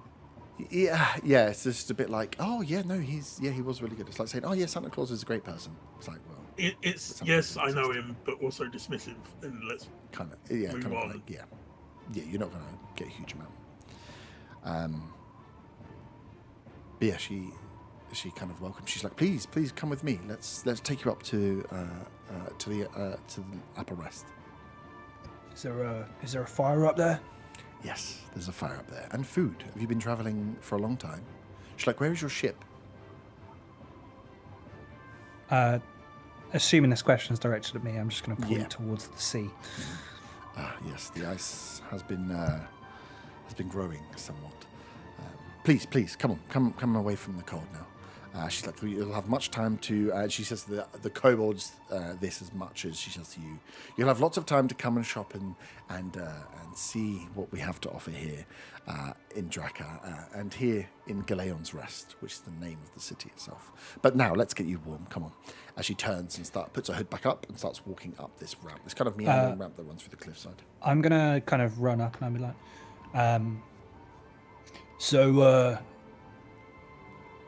gurgling humans smell bad. What's that about? She looks down at you and says, sorry, what do you mean? Where's the question there? Do you run into many zombies round here? Nice. On the word the word zombie, she kind of looks down at you and says, you've bumped into some trouble on the way here. I mean, is it common? There have been several ships due to the weather that have wrecked about here, and there have been reports from some of the kobolds, but also some of the fishermen that work around here, that there have been recently deceased wandering the ice. It's unfortunate business, and you dispatched of them. Do we need to send anybody out to deal with them? I mean, No, they're all dead. what he said. Oh well, I'd like to thank you for the people Dead again. They're Dead again. Dead again. Well, please accept my thanks for the people of Galeon's Rest. We don't really know what too much has caused them, but there have been a number of wrecks recently that we are investigating. But I thank you for helping us with this problem. Please come with us. Let's get you some food and some drink. And she kind of leads you up through Galeon's Rest. So Galeon's Rest is split into two areas. The lower rest, which is the kind of working heart where a lot of the Dragonborn, a lot of the kobolds will work, but some of the Dragonborn as well. Fish markets, kitchen, big food halls. There's big goods hoisting stations that will take up from the docks, from the lower rest to the upper rest. A few fishermen's guilds and fix and net huts and little tinkerers that are kobolds that are in the lower rest. So you kind of make your way up through into the upper rest. Which is a lot warmer actually. When you get up topside and the wind calms down slightly, the upper rest itself is dwarfed by the size of Ignis, this large mountain behind. But you can see that the ice and snow that is on Ignis, there is none on the top of that mountain. It's clean. You can see actually as it runs down towards in this view, you get that up here the temperature feels a little nicer, a little less chilly. There's still a wind. It still is cold, but nowhere near as cold as it was out on the ice. The wind chills off, and there just seems to be less snow and ice around. As you can see, there is this huge temple off to the one end of the upper rest, and Izari takes you into the what they call the Hearthstone Commune, this large communal dining and gathering hall. There are some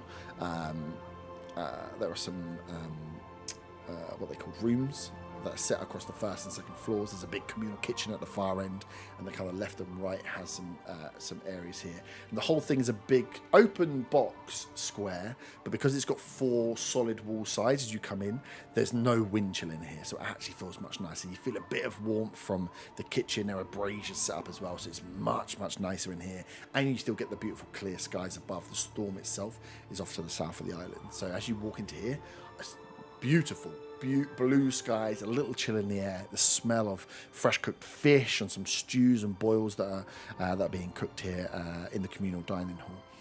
As she kind of leads you off to one of the tables, there are tables, probably 25, 30 tables, larger tables set out across this whole area with different kobolds and dragonborn sat at them, all eating, conversing. Again, most are And from the kobold side, a kind of blue and copper seems to be like the dominant coloration, and from the dragonborn, white and like a silver white seems to be the dominant coloration. But there are dragonborn of black scale, of red scale, and of course then Izari here, who seems to be the only bronze scaled dragonborn here. As she says, please, we believe that our visitors here should sharing our wealth. We all work together to keep Galeon's Rest working, and we believe what goes around comes around. So please help yourself to any food and drink you'd like. And she kind of sends you off to get some food. I will ask the first person that looks to be serving food. Mm-hmm. Do you have any duck? Oh, yeah, it was a favourite of our good man. Duck, they go, duck? Yeah, we got duck. We got all ducks, all kind of sides of duck. You know, kobolds, we love duck. Yeah, me too. There's duck legs there. There's like shredded duck done out. There's the full Chinese style duck, like plucked, deep fried, and just hanging, waiting to be shredded as well. But there's a good array of fishes, ducks there. A lot of fish actually. Some like bigger fish, like big old tuna as well. Some really nice fresh cut fish is here, as well as like staples. They've got like rices and carbs and bits in there for everyone that's there. But she kind of sends you up and says, please, take what you want, and it's buffet style. Big, almost like school kitchen canteen style. You go up there, there's Dragonborn and Kobold chefs. They let you take what you want from there. You fill yourself up a plate, you go sit down and eat. And there's a drink station as well to take. They have like the equivalent of like a mulled wine or like a mulled whiskey and stuff as well. So stuff that's very low alcohol based, but has some alcohol in it to help with the chill. But all of it is warm, these big vats that are just being kept slowly warmed that you can pour yourself out nice cups of. So as she kind of sits down at a head of a table and kind of is expecting you to take food and come back and sit with her, she kind of waits for you. Doesn't take any food herself. Just waits for you to come and sit down once you've all got food. Is everybody partaking in food and drink? Yeah. I'm going to give it a quizzical sniff, and then yes. Felix piles his plate up with duck products. Nice. He's such a simp. I mean, he's also a cat. Cats eat birds. Yeah, true.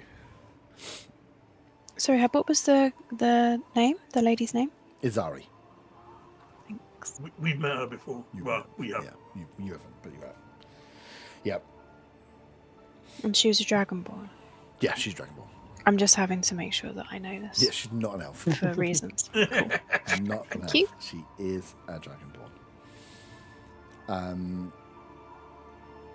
Nice. So yeah, as you come down and sit, she kind of goes round and individually will be like, "What brings you to Draca? It's the weather has been unfortunate. It's we haven't seen many visitors due to the ice sheet, and those that make it through are sometimes a little worse for wear. So, what brings you to our shores?"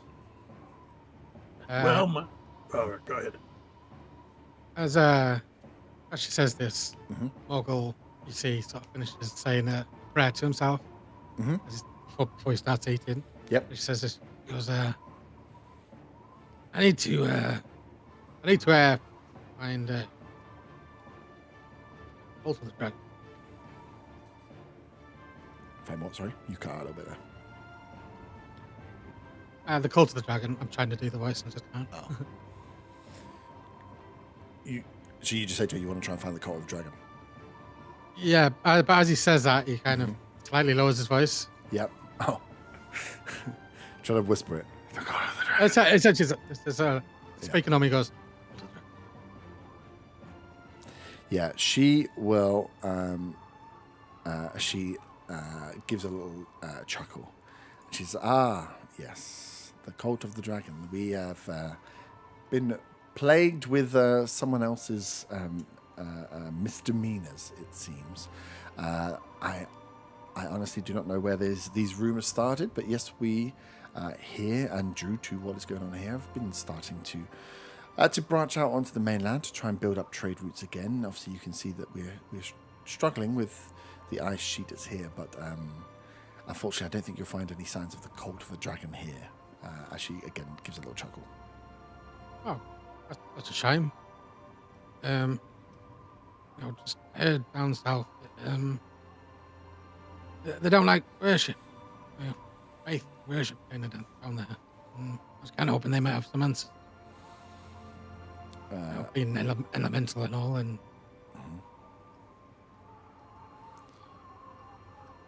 give me a second. Let me find what they're actually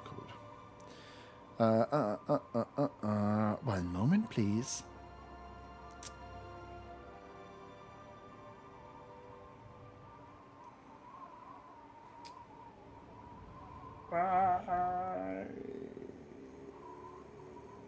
They call themselves something else instead, and I can't for the life of me find where I've written it down. I think they're called the Ashes of Inverath. I think that's what she says. So yeah, she'll say, no, I think this Cult of the Dragon is, yes, a boogeyman tale, a ghost story to scare little dwarven children. Unfortunately, we do have our own representation, our own court. We run ourselves, but we do go under the name the Ashes of Inverath. You know, Inverath, the city that was destroyed during the Fallen Conquest, and yes, we like to remember. I recommend, if you're staying here for a while, even if it's not part of what you had planned, please do make your way to the temple to see the real story of what happened to us. You know, they say history is written by the victors, and I think the story on Ashling unfortunately doesn't paint the Dragonborn in the correct light. It doesn't use facts, but no Cult of the Dragon here. I see. And as she says that, Mm-hmm. and the dish is not like it's this whole Cult of Dragons, sort of some story made up thing. Considering that's what he's here to look for, get answers from. Mm-hmm. He just goes back to eating, and he doesn't look, as disappointed as maybe people would think he would if he's not got the answers he's looking for. Mm-hmm. He just goes back to eating. What is the cutlery made from? The cutlery is made from metal. Just like steel. I'm going to pick it up, look at it, decide it's not worth it, and then continue eating. It's made of gold. It's a communal area. It could be silver. Could be silver, but it's a communal area. She looks around. She obviously, you hear this conversation she has with Morgal, but she wants to know why each and every one of you have turned up on the shores of Draca. You had many tieflings pass through recently? No, we haven't had many people pass through recently. Is there an individual you're looking for? I don't believe we have many tieflings settled here in Galeon's Rest. I'm looking for my brother.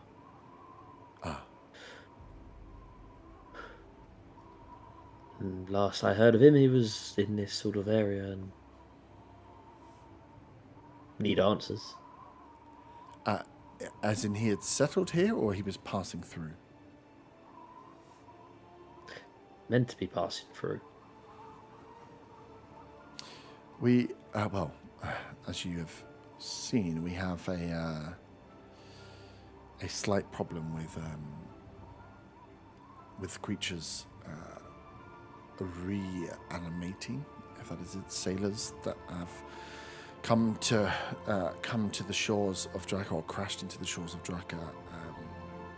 There has been an increase in these ships. If you know the name of the ship that your brother was chartered on, we can see if it's been one of the ships that we have already searched and accounted for. But there are many that we have lost to the ice. If you want to check those out, then please, I can put you in charge. I put you in touch with the lead on the fishing expedition who can help you if you know what it is you're looking for. That would be good. Thanks. She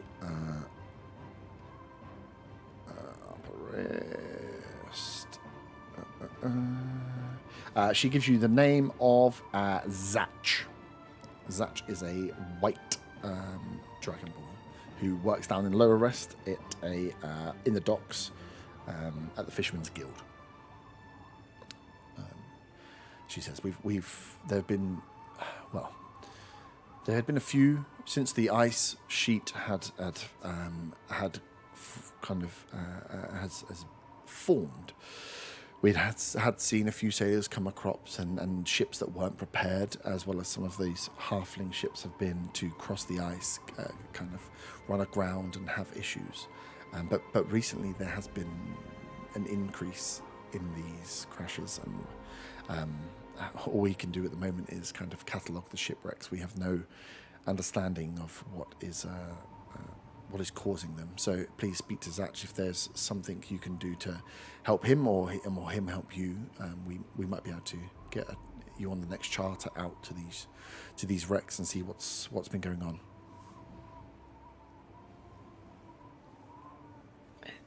Do you want to say anything else, Kyla, before I jump in? No, that's all for me. Azari, you say about there are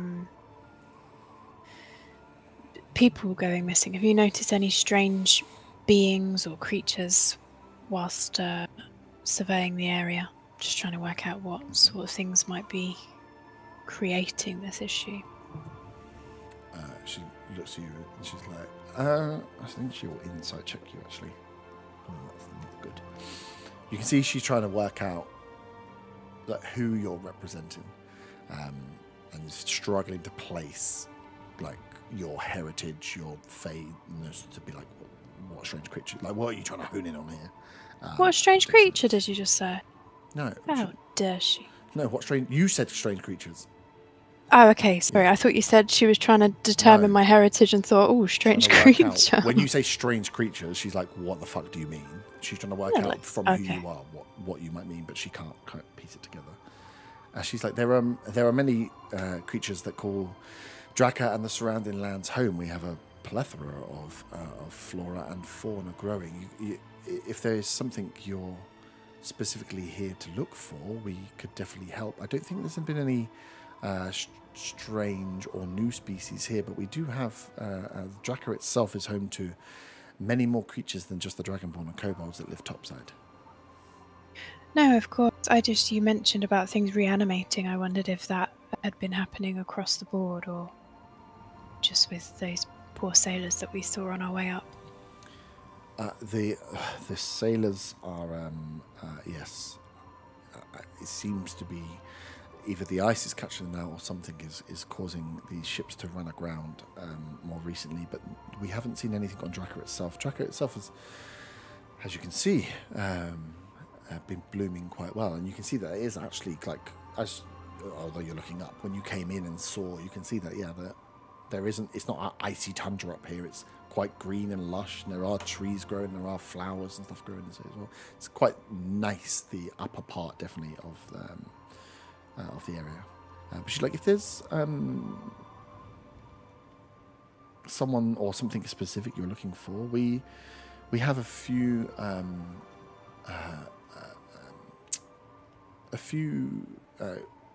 dragonborn, kobolds, and non-dragonborn who look after the flora and fauna and explore some of what it is, and have some relationships with some of the other creatures. If there's something more specific you're looking for.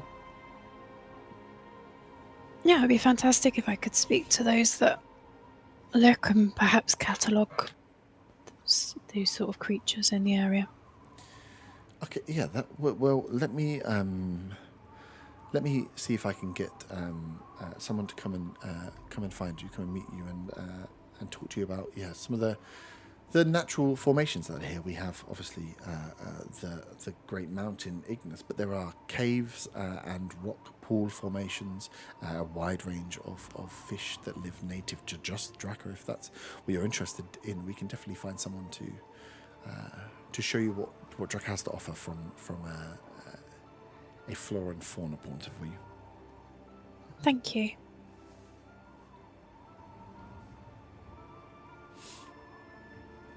Talking about monsters, creatures, things. Were we talking about monsters?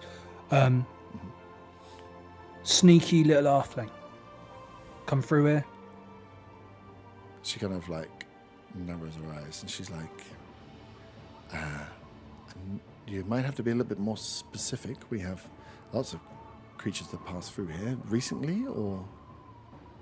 Recently, last few weeks. Doesn't look like I could trust him as far as you could throw him. She's like, I have to say, I do struggle sometimes to pick out people's motives. We have a few halflings that are living here in Galeon's Rest that I can put you to. I think. He wouldn't stay. He knows I'm coming after him. Okay. A name? My name? Well, no, the name of someone you're looking for. Oh. Guys aren't very good at giving specifics. Belric. Belric. I can... But he might have gone by a different name. Oh. Well, no, I know there are a few halflings that have been working... He sometimes goes by Globo. He's definitely not on this island, no. 100% not. He is not here. You're not going to find him. No, we have some halflings. They work with the kobolds down in Lower Are you saying that every halfling knows every halfling? You seem to believe that every halfling that comes through here may be sneaky, I think you said. So. No, I said this one. Where are these halflings? And I'll go have a chat. And down in I the try Lower's attempt to Rest. crack my knuckles, but I can't do it. Yeah, she's not intimidated by you. She's like, down in the Lower's Rest we have... I'm sure there are. We had the last passing. We had a few people that have come here to seek refuge, and the kobolds have been accepting some of the halfling and other folks that have fled here from the mainland since all that happened. Not that we have enough detail about it, unfortunately, but yes, if you check out around the Lower Rest. I think that we know that there are definitely one or two halflings working out of the kitchen, I believe, that's down there. So maybe one of them. Thank you very much for your time. No worries. And I go to shake her hand. Mm-hmm. She shakes your hand if you want to shake hands. Obviously, the handshake ended. The handshake ended. It's not still going. I don't think I need to make clear that I stopped the handshake. Yeah. I say thank you for the food.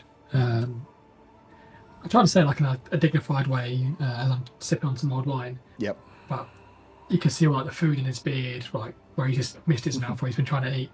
And he goes like my friend Morgul.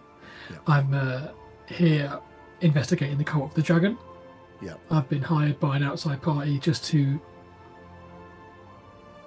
see what's going on. Mm-hmm. To like try and figure out why there's been so many issues. Yeah, you can see she looks down, and you would have insignia of the Brotherhood on you as she clocks it straight away. You can see her demeanor doesn't give her away too much. Her dragonborn, scaly dragonborn face is difficult to read at the best of times, but her tone you can hear change as she says. And what were the Brotherhood looking to find here on Draca?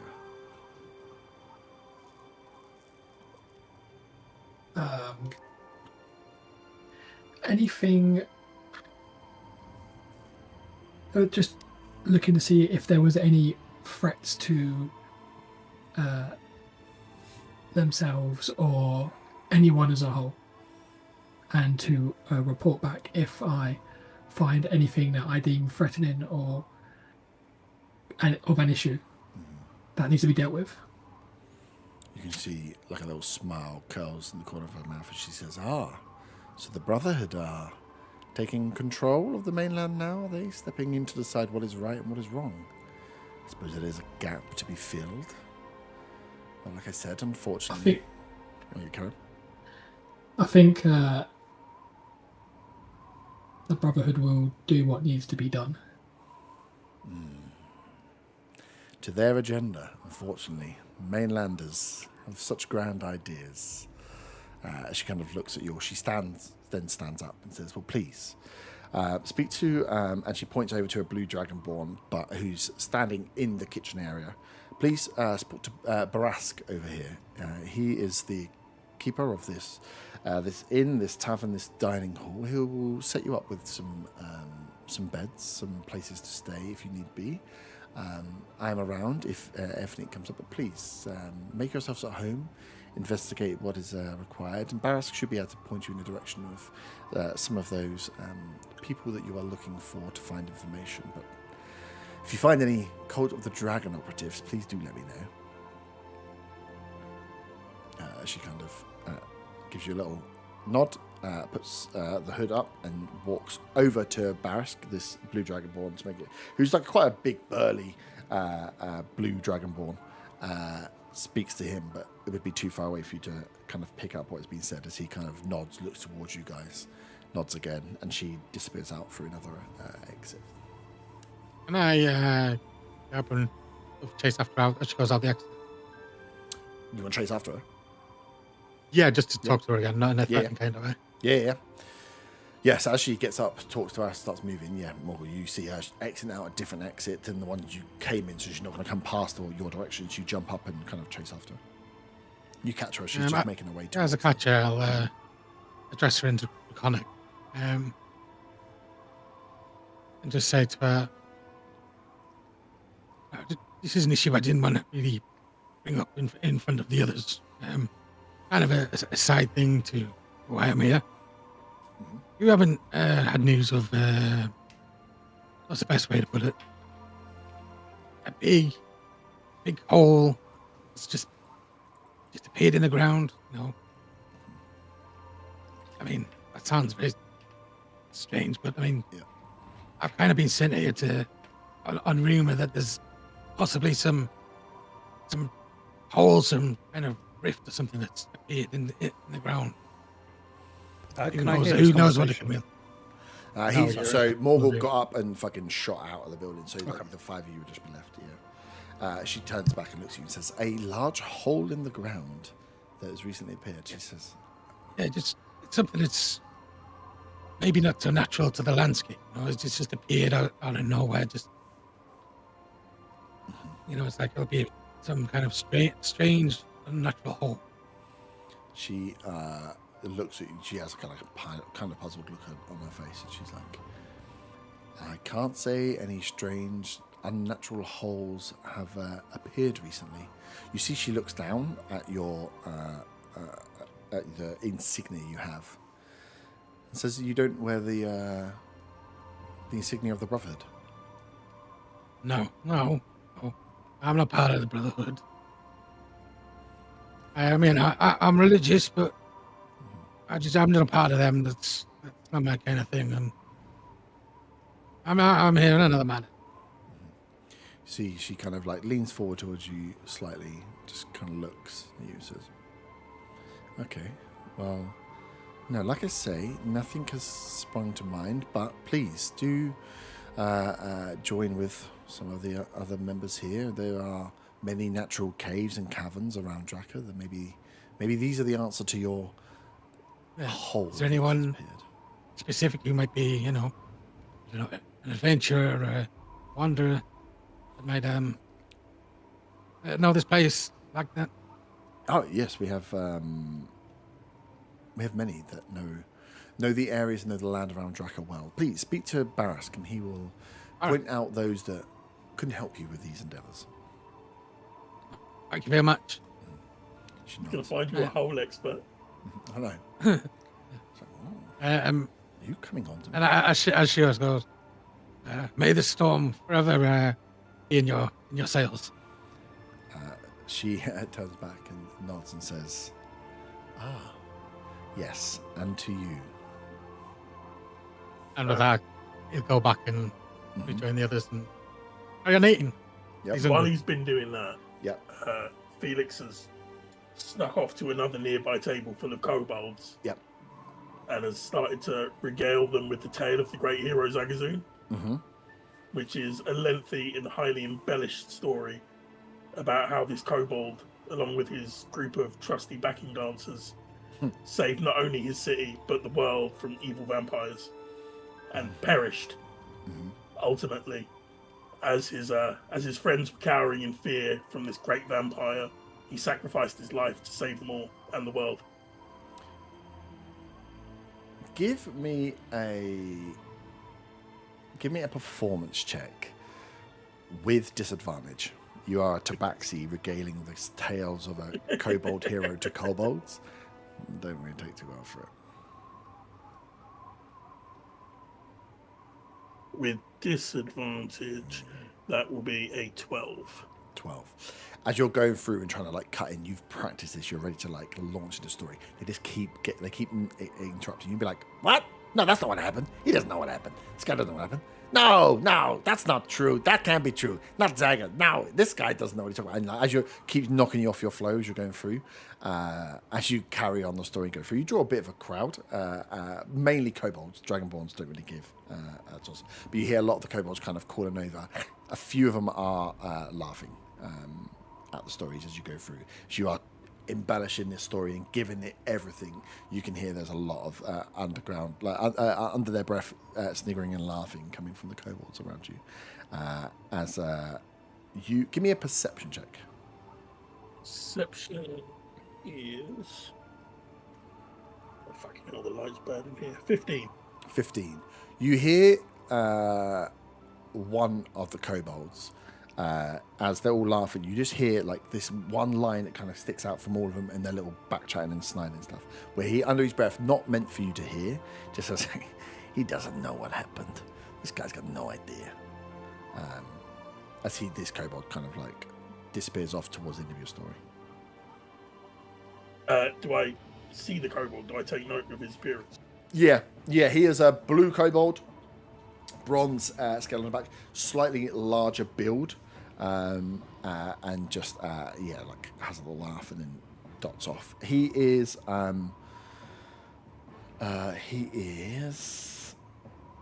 15.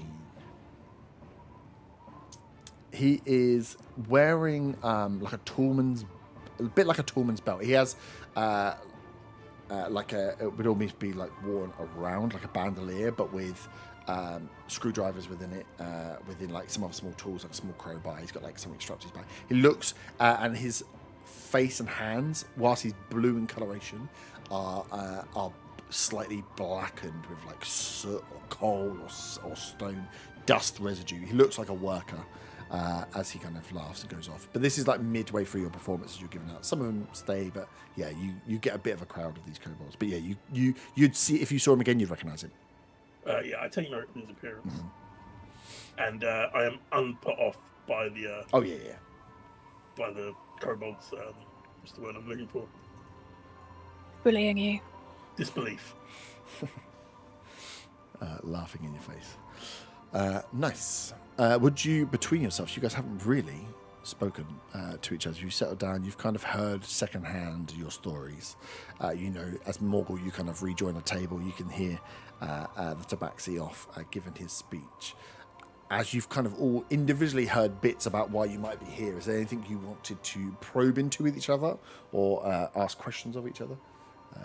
I was going to, while the other stuff was going on, kind of lean into Reinhardt and be like, you may want to lay a bit lower on this whole cult of the dragon thing. You and the bugbear might be riling up the wrong people if you keep talking about it. We all interested in it, but maybe don't be so open about it. I was just trying to kick the hornet's nest and see what comes out. But I'll take your advice on board.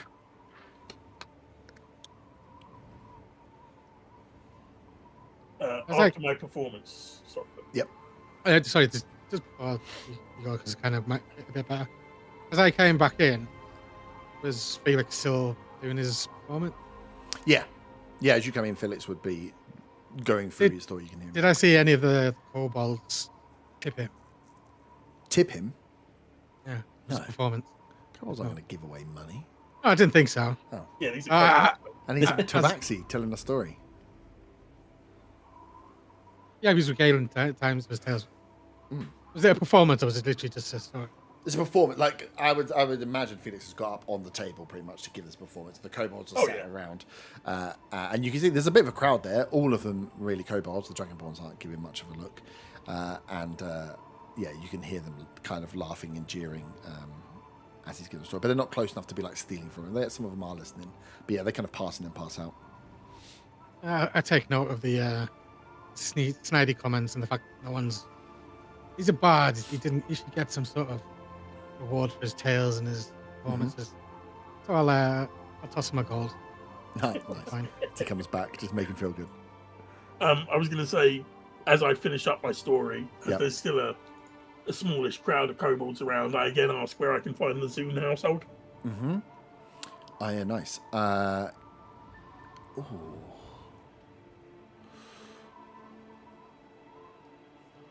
Would they tell you where the Zune household is?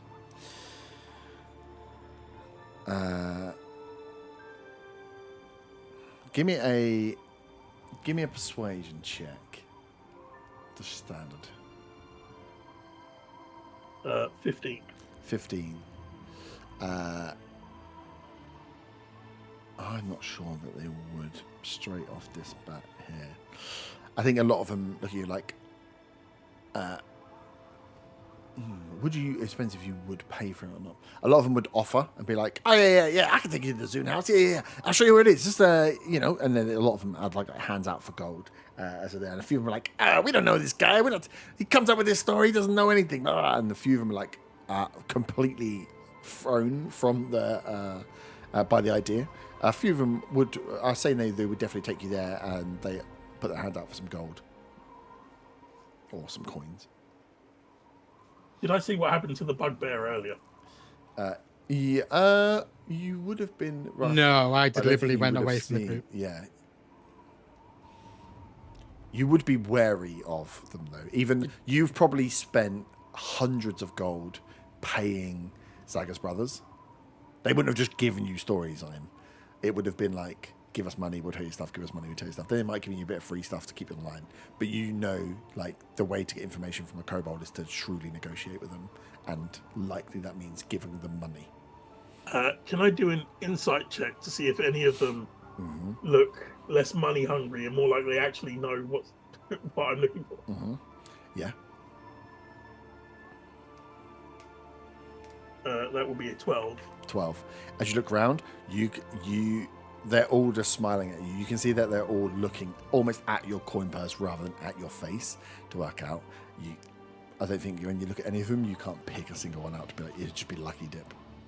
Okay, in that case, I will say to them all with their hands out, well, why should I give any one of you gold? Which one of you knows best? Which one of you is going to take me there the quickest?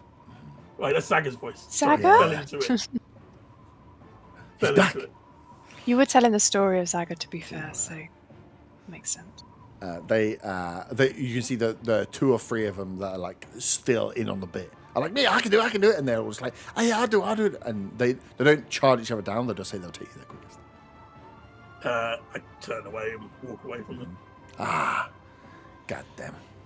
I'm- You don't know what you're talking about anyway. You do what? I want to do two things. Yep. I want to say quietly, Yeah. thanks for being. Oh, well, my voice is gone. Thanks for being a wind shower, and then I'm going to go down to the kitchens. But I don't know which way the kitchens are, and I'm too proud to ask, so I'm going to go Nice. searching for the kitchens, You're going to start walking out. Nice. and I'm going to do it stealthy like because I'm stealthy. So you're going to stealthily look for the kitchens. No, I'm not even going to do that actually. Oh, okay. I've got nothing. I'm not on the hunt for goods. I'm on the No, hunt you for shouldn't. revenge. You're looking around. Nice. Cool. So yeah, August finishes food and starts heading down as Barask comes over to your table as Hawkins you leave off as he says, "Oh, good day. My name's Barask. Azari's told me to get you sorted with some rooms for the evenings. Is anyone bunking up together? We got any lovebirds here today, or is it separate rooms each?" Well, the halfling's been getting kind of close to the bugbear. Yeah, that's a no for me. I'll No. have my own room, thank you. I barely know these men. Okay, well, that's good. So we'll get you 6 rooms up in here. I suppose you know the deal. You can come here, get food whenever you need. We have hot food 3 times a day, but the snacks all around the time. You need to look for some, Zara said you're looking for some people to get some information. Yep, well, I would ask him for the Zune household. Unfortunately, we don't give out the personal addresses of people that live on Draca to anyone that turns up, but I'm sure if you find someone that knows what's going on, they'll let you know. If you're searching for anyone, it's going to be difficult to find unless they are non-Dragonborn or Kobold. We can probably help with those. He looks towards, he's like, yeah, the elf. You're looking for, and he points over to one of the far tables. He goes, Ravaf over there. And he goes, Rav! Rav! He can't hear me, but Ravaf over there, and he points towards a silver dragonborn.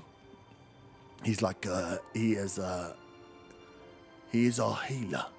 He looks at some botany, he looks at making magic happen from the plants and the trees, you know. He knows the Seagrove Caves really well. Apparently you're looking for some special species or something.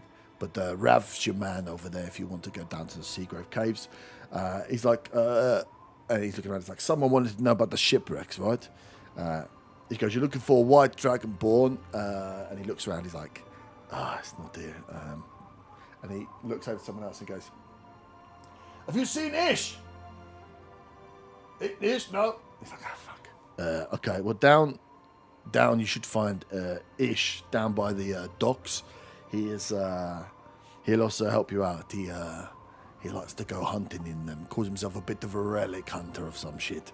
But yeah, you find Ish, he'll be down the docks. He'll be able to sort you out as well. If you find you need anybody else. And then I can sort you for rooms for the board for the evening. Was anybody looking for anything else? Any more inside information from the man that knows most about Galeon's Rest here? Just somebody who knows about the island and things that might have changed on the island.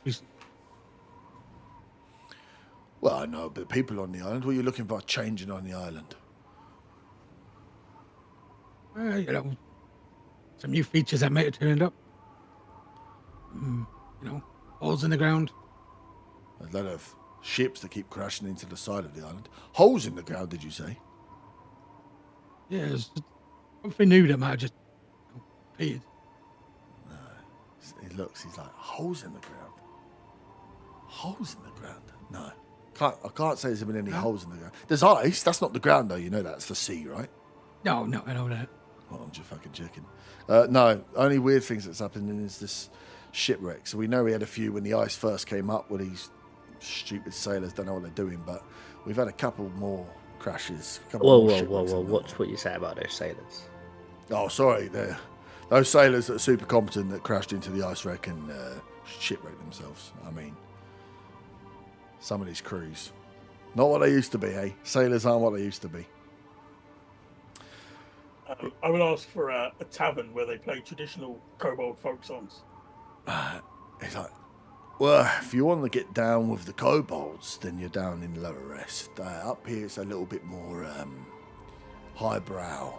The main communal area is here, but those kobolds, they get up to all sorts of shit down on the Lower Rest as the evening's cut in. So if you want a bit of fun, I'd go down to the kobolds. He's like, watch your coin purses, though. Got little sticky fingers, those kobolds. Nothing against them. They can't help themselves, to be honest. There's not a lot of traders coming through. A lot of them are crafters. They make their own gear.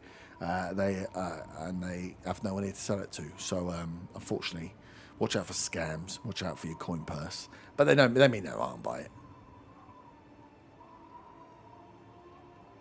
Thank you. That's been very helpful.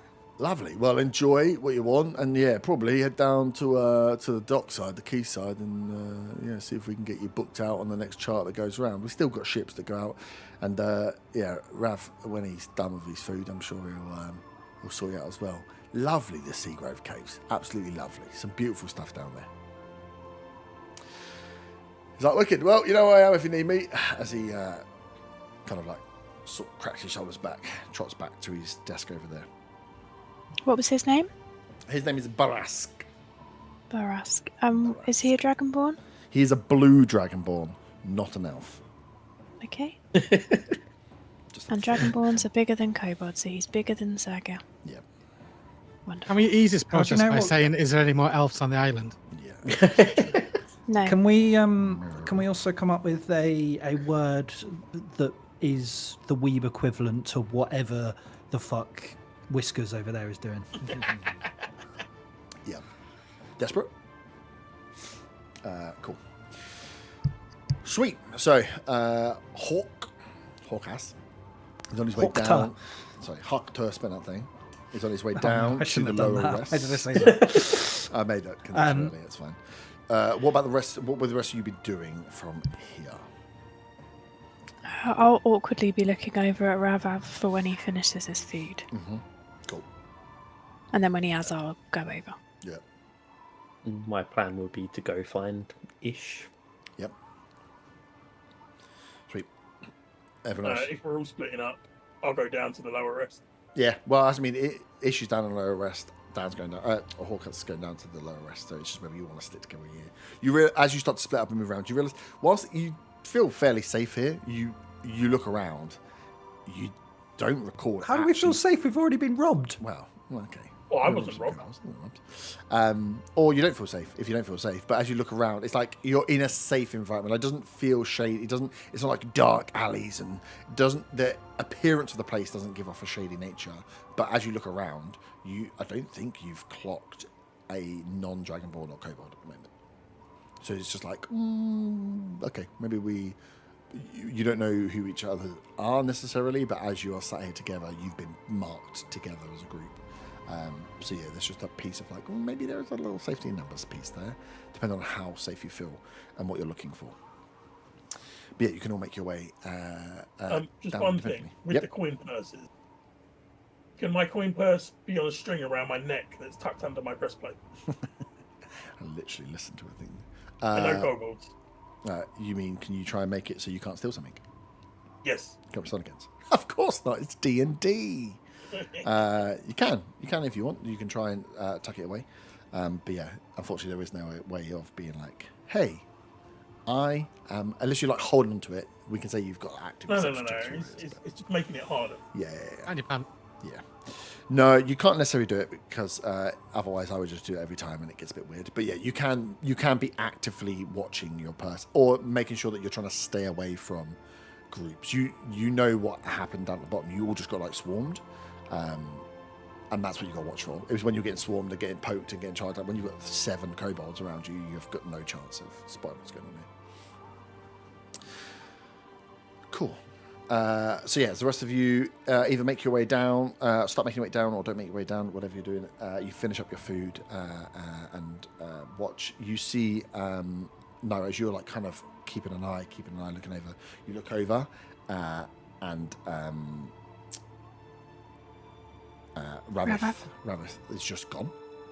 You're like, what the fuck? How did he move that quickly? Yeah. And then you catch the back end of him as he finished, just got up and started walking as he's heading off already. So you're like, oh shit, as you try to catch up after him. He doesn't finish like sit with his meal. It's like you're looking, he's eating, you're looking, he's eating, you're looking, he's gone. Fuck. So, but you catch the tail end of him as he's leaving the communal area and starting to walk his way downstairs as well. Hawkas! You wander down, you see the kobolds are there, you see there's less as you make your way down, and we say like slightly safer. You can keep yourself to yourself. You are also the size of a lot of kobolds, so you don't stick out too much as you're making your way around the lower rest. And the lower rest is busy. There's a hum of activity going on. There's stuff being cooked. There's people moving goods. There's loads of chatter. It's like a Sunday market of just shouting of kobolds over the top of each other all the way around as goods are being hoisted backwards and forwards and moving. As you follow your nose to find the Ashgut kitchens, where you were kind of pointed towards. Am I able to do that with my piss poor passive perception? In the freezing cold, you would smell food as being there. It might take you a while to find it, but you would find it in the end. Okay, perfect. There's no time pressure on you as you're kind of getting the food around. So yeah, you follow the smell of food being cooked, and you see this much smaller than the kitchen set upstairs, but this kind of it's almost as you see kobolds coming in, they almost do like soup in a bag type thing, like takeaway meals for the kobolds that are working and just grabbing stuff and going. It's almost like a takeaway place rather than a sit down meal place, the McDonald's of the kobold world. If you will. And you can see kobolds that run in and run around and they're making food there. But you find the kitchens that you were kind of pointed towards. What are you doing? Walking in. Okay, cool. So it's like a stall. The front stall is just there. And the how kitchen's many... all behind. Do I see many half there? Give me an investigation check as you're like trying to... shit. Yeah, you can't see half. not very good at anything. Oh, actually, that's not too bad. 15. 15. As you're like looking in, you can see there's a kobold at the front counter. And then you're kind of trying to look in the back. All you can see is like loads of cookers and loads of pots going off and loads of kobold and halfling sized creatures moving about. But as you're looking, trying to pick through, they're all in, because it's down on the front as well, they've all got like uniforms on and they've all got hats, like hoods up as well to keep themselves cool as they're moving about. With a 15, you're like, you can't spot any that are obviously halfling over the kobolds, but there's like 5 or 6 creatures moving around inside this kitchen here. I'm looking for a person, and I Visions kind of in put front my elbow on the side of the stool. Nice. Where are we at? Ashgrove Kitchens. Ashgrove Kitchen, nice. As this kobold looks and goes, okay. To eat? And maybe some food as well. No, well, I mean, he's wronged me, but not that bad. Oh. You want food? What are you serving? Well, we got soup in a bag. We got meat soup in a bag. We got smoked fish. We got dried smoked fish.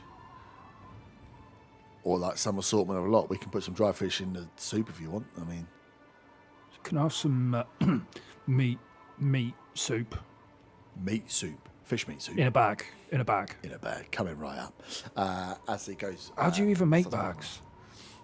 Like, How do you make that? do They're that? like skins. Oh, Yeah.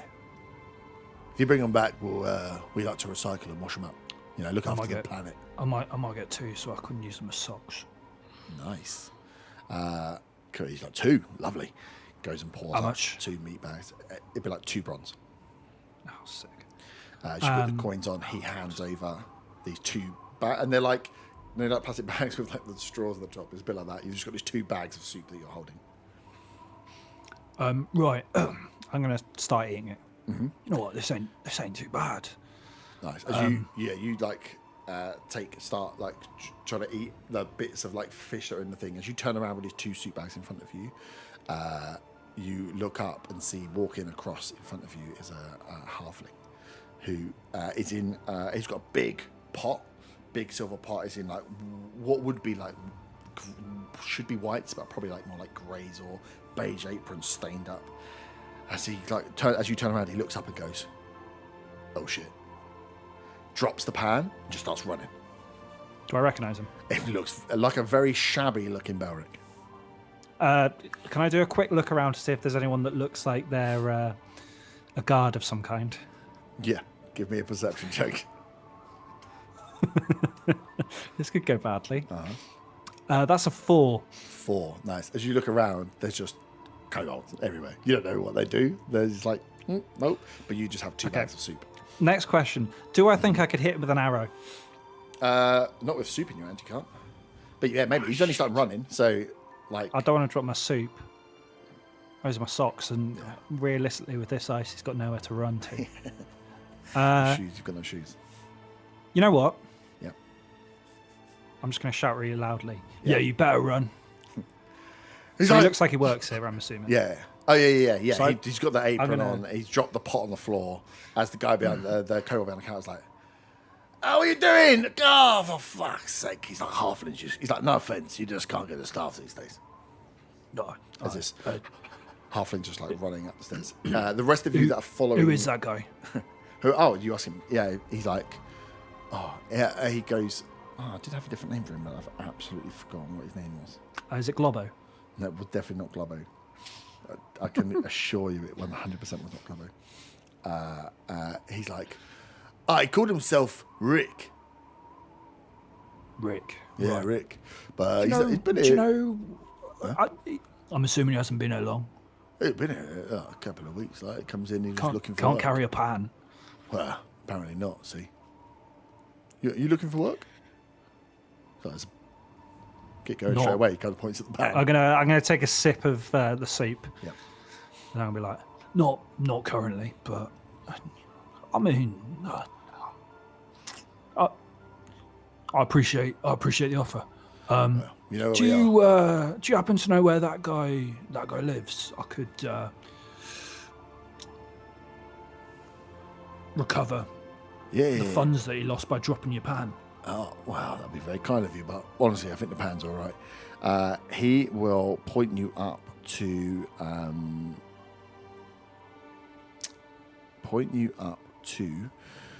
sorry, I need to step away for 10 minutes. Yeah, no worries. The half kind of as the path runs up at a midpoint, there is a few more like another like market warehouse areas at the halfway point up towards the top. There's a load of half domes kind of cut through, which he points up to and says, "In there, they call them the catacombs," and they're just a set of like communal shared property things. Right. Okay. Rooms and stuff. Thank you. As the rest of you, Lovely soup, by the way. best soup you'll get on Glenn's Rest, but don't tell the guys up top. As you are sitting with your bags of soup, we'll have the other guys as they start making their way down, those that are coming down. Naira, as you kind of like trying to catch after, would you run to catch up with Radif, or are you just trying to keep pace with him to see where he goes? I'd do a light jog. Yeah. And I'd kind of be saying, like, it's a man, right? Yeah. A male. Big silver dragon. I'll be kind of saying, like, excuse me, sir. But not shouting, because just trying that. Okay.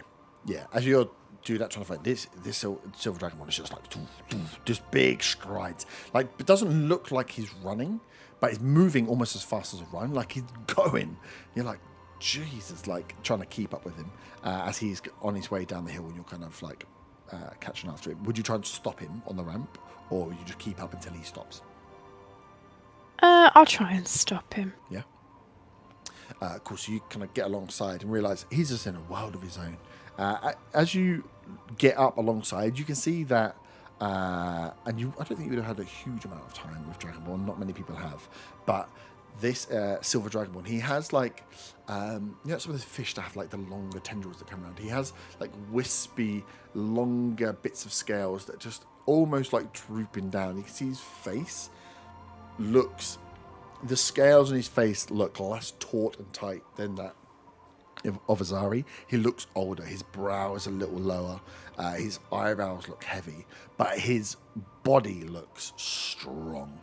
His just face is a little bit there. And as you kind of get alongside him and he kind of catches you, he goes, "Oh!"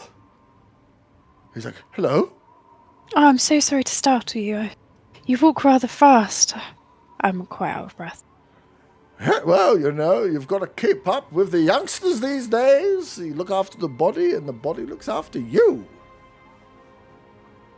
Very, very wise words. My name is Nira. I understand that you're... name. Oh, thank you so much. I understand that you're Ravath? Yes, that's me. Oh, it's a pleasure to meet you. I was speaking to Azari. I was wondering if I'd be able to speak to you about the flora, but particularly the fauna of Draca at the moment. I understand that you're the best person to have that conversation with. Oh, yes. I spent a lot of time with the flora and the fauna. You're interested in plants, are you? Plants or creatures? Which one? Both? Both are great. Both are great, you're right. But in particular, the creatures. Creatures?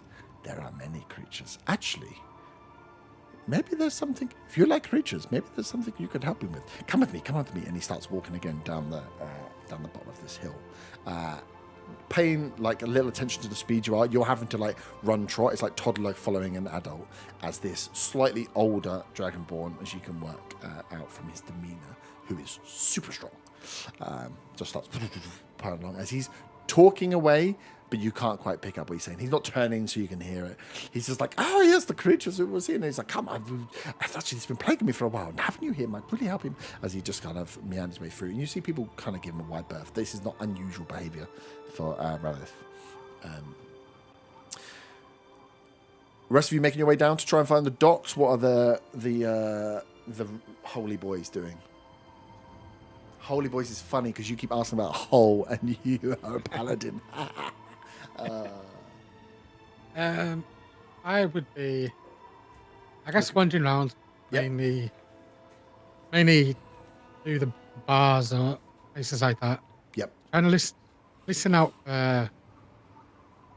people talking, sort of without thinking, maybe see if anybody mentions anything about Cult of the Dragon or a hall appearing.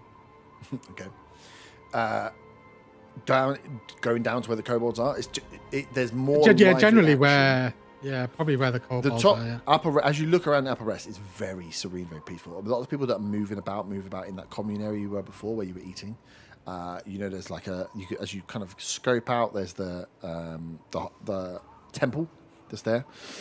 There's like a closed off building, and then there's like a training area.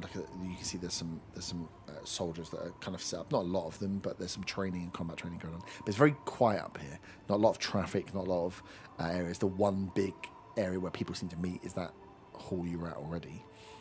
But as you kind of meander around a little bit, kind of half follow where people are often trotting, you can see that a lot of the action happens in lower rest. A lot of the chatter, a lot of the other movement, and goods moving around, people moving around. There's a general buzz that comes from lower rest rather than upper rest. So you can go in and listen out for things. Give me a perception listening check, because you're just trying to like eavesdrop in on conversations of certain bits.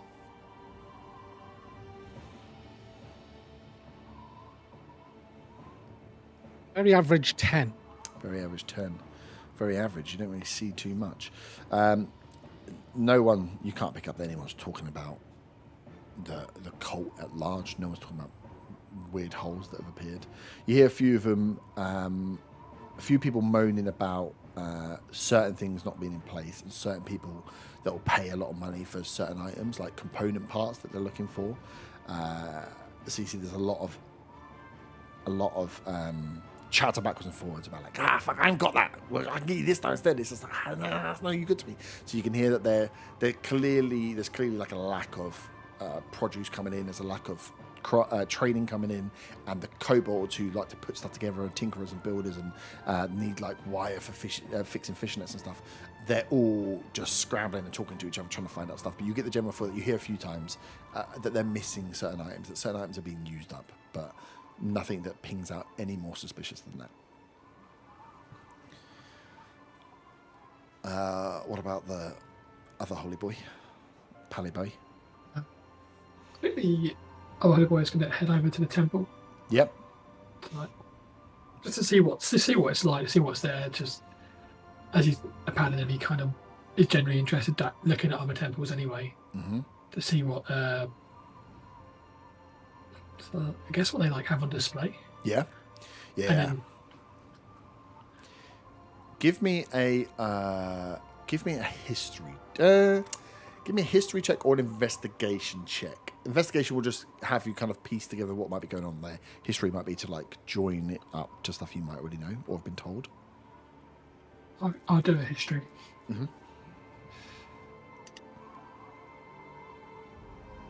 16. 16, nice. This temple is like open from two sides. It's like a round stone, almost like a bit like a mausoleum. But yeah, the whole building, it would be a circle. But there's an entryway on the front, entryway on the back of this side of the circle that goes all the way up to like 40 or 50 foot this stone is. This is like polished stone, and the outside, it's a little bit lighter than, probably like a marble. It's like a nice stone that's been polished up real nice. There's a roof on top of it as well. It's just a simple structure roof. There's nothing too ornately designed about it. There are shards, there are like glass that is placed about the outside and inside, and you can see that is to direct sunlight at different times of the day to illuminate the inside. As you walk inside the Hall of the Hollow Ice, it's called, you get this sense that you're kind of like in, they want to create this sense that you're like in a diamond or in like an icicle, that the light rings around, and there's light like sound bowls sort of thing, like wind chimes that just give off this very calming low level hum of just metal moving as each of the walls depict the stories. There's no books or anything in there. There's no real center point. It's like completely clear on the floor inside here. Polished stone. But as you go around and look, you can see the story of the Dragonborn. You can see they start with the fall of Inverath, the city that was destroyed as part of the Fallen Conquest, the death of Galeon, the last silver dragon, and as they move around and pick up. What was your check? 17 for history. 16. 16. So, and you know a lot of that. You can piece it backwards, and you kind of get a feel. You're seeing the Dragonborn side of the story. There's then the piece around the Diamond Mountains being taken, and the dwarves forcing them out as part of the war. And there's this whole the whole start is this like the Fallen Conquest part, which you know from the opposite side. You know Inverath was tarred. The area that was known as the Shattered Isles used to be where this city Inverath was. It was destroyed as part of the war. It was the last standing point of the north. You know the dwarves operate the Diamond Mountains now, and clearly you can see the disdain for the dwarves is part of this. That the sacred home of the Dragonborn and Galeon's home, the Diamond Mountains, was taken from the Dragonborn. There is another part that they talk about when they're landing at Draca, where they talk about Ignis, and they show Draca as an island, and they show them landing here and building Galeon's Rest and building the Hollow Halls, and this being their holding home, this being their like area to recoup and go through. What is weird with the 16 you pick up is the way like Draca is the island, Ignis is the name of the mountain. But they reference Ignis a few times as if it has some other power for them, or has some other sacred site, as if they have this temple here, but Ignis is maybe like the drawing point for the Dragonborn that's here.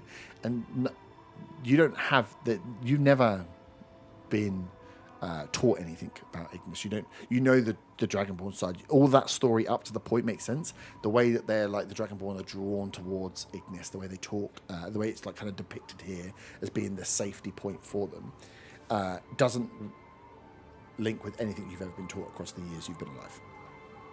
Just like new information for you at least, which is a bit odd, but makes sense. Like Azaro is kind of hinting to.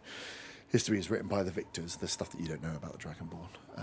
Nothing in here that hints at any cults that are done. This truly is like the history, and this is a monument to the Dragonborn losing something and wanting to get it back. The like circle. There is space left to like finish the story of the Dragonborns coming back to the height of what they should have been. Okay.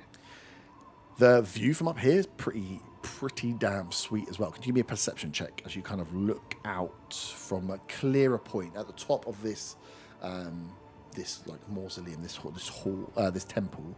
You can see out across the south from where you are, out towards your halfling ship should have been really big as well.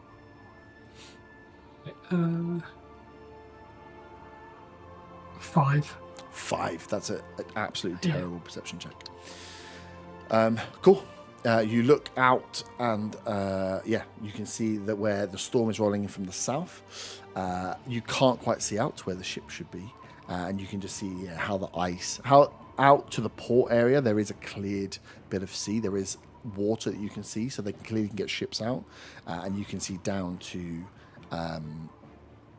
the lower rest of what's been going on there.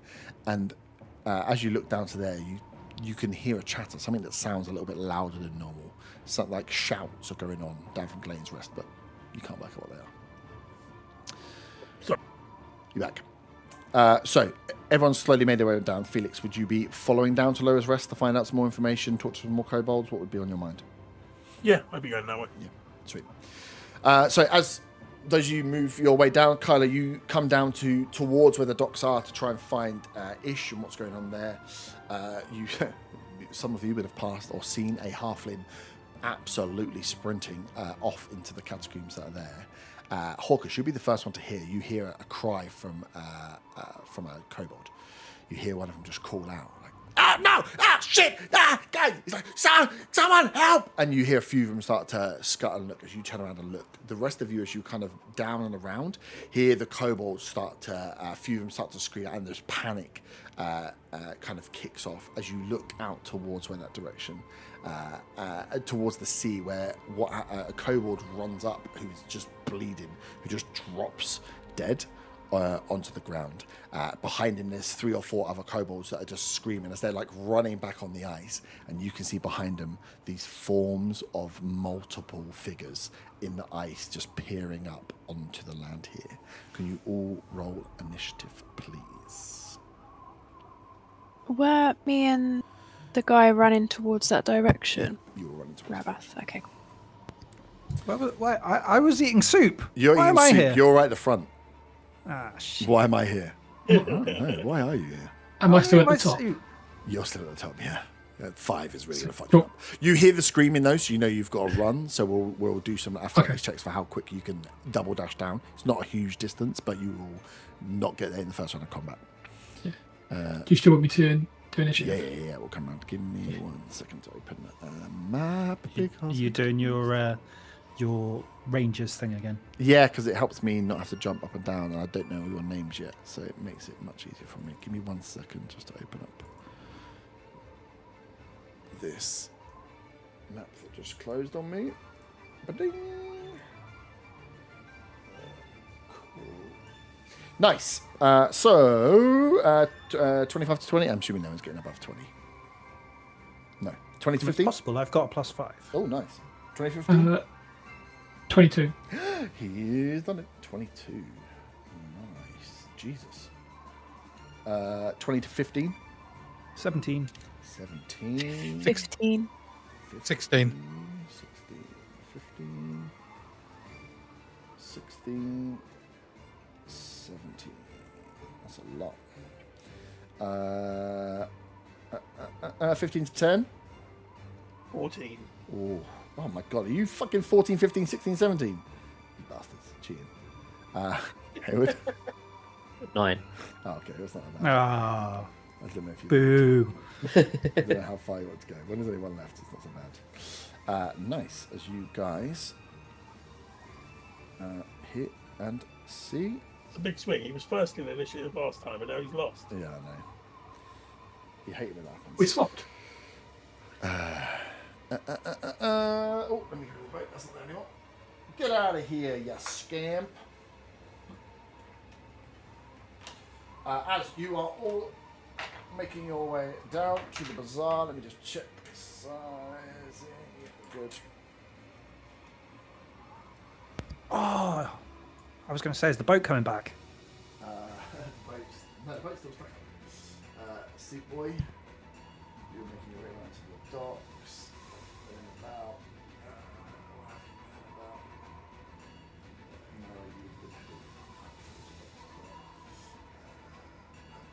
Oh, right now. Nice. Kobolds.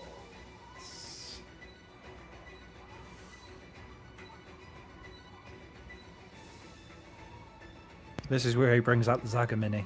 Nah, thought about it. As he brings out a dragon. What? On day 1? You crazy. So you can hear the screaming from here. One of the kobolds goes down dead as he is bleeding and makes it to land. The other ones are screaming and running. As behind him, you see multiple forms. And when I say multiple, I mean, let me look at my number. I think it's a lot.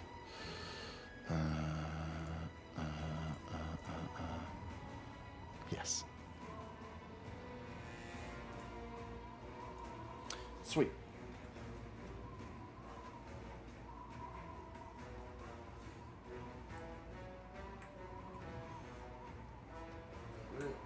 So there are between 10 and 15 of these creatures that appear from the mist and start making their way up, chasing the kobolds. The kobolds are screaming. Around you, there'll be kobolds that are running and moving around as well, like running inside, closing doors, getting stuff, trying to shoot their way up the hill. But you just see panic ensue around you as these things shamble on, and you hear a few kobolds. One drops down dead, and a few of them are screaming. Up first is Reinhardt. Those are our zombie minis. Yeah. I was like, I got zombies. Reuse, refuse, recycle or something. Yeah, I don't print everything fresh every time. That'd be mental.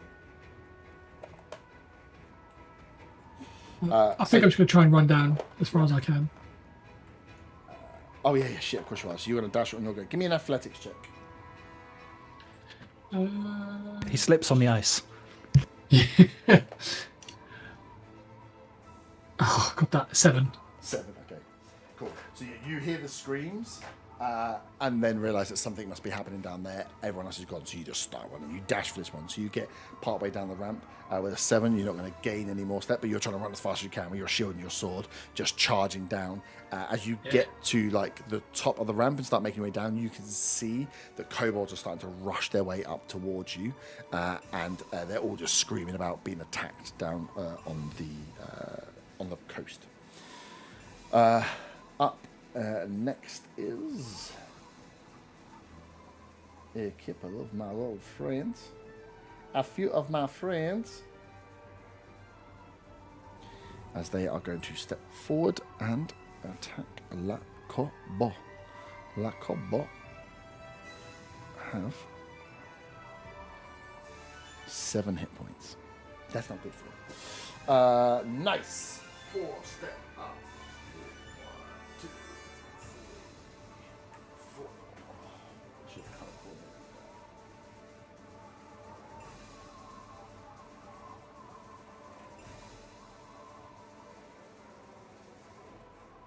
Right down the yellow one. Red.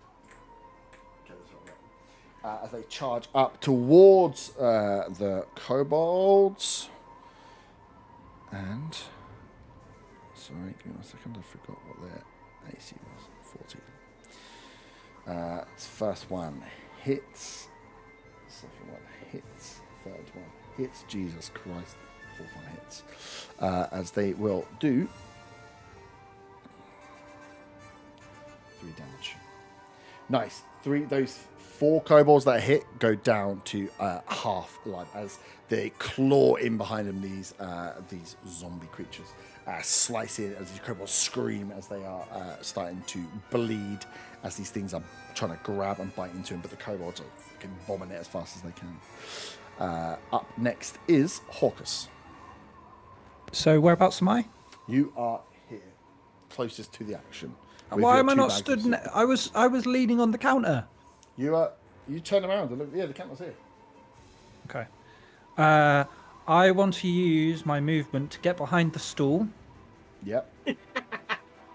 like as in out of eyesight. Yep. And for my action, I would like to drink some soup Yep. because I still have 2 bags of soup,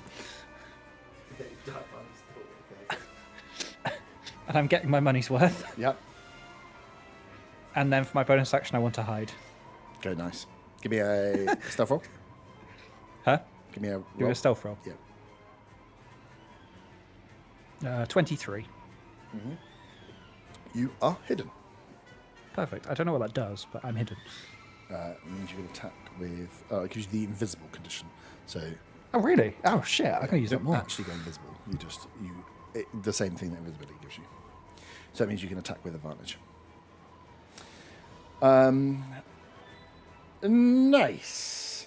Well, this is where it runs down. So it goes Hawkus, Morgul, Naira, Felix. You guys are all 17, 16, 15, 14. So Morgul, you're up next. You are off to the back. Yeah. In all honesty, Morgul's not that bothered about the kobolds. Mhm. But, how far away are they from him? A minute? The zombies. It's about 60 foot. Okay. I'll move forward 30 feet. Yeah. And I will use. Right. Because I've got hand axes to throw. Yep. Are there any sort of clean lines of sight, or will it be minted kobolds? Right? Yeah, So the it'll be kobolds are pretty small, and these things are all like humanoid size. I'll just make a hand axe throw to, I guess, the one in yellow. Yep. Yellow zombie.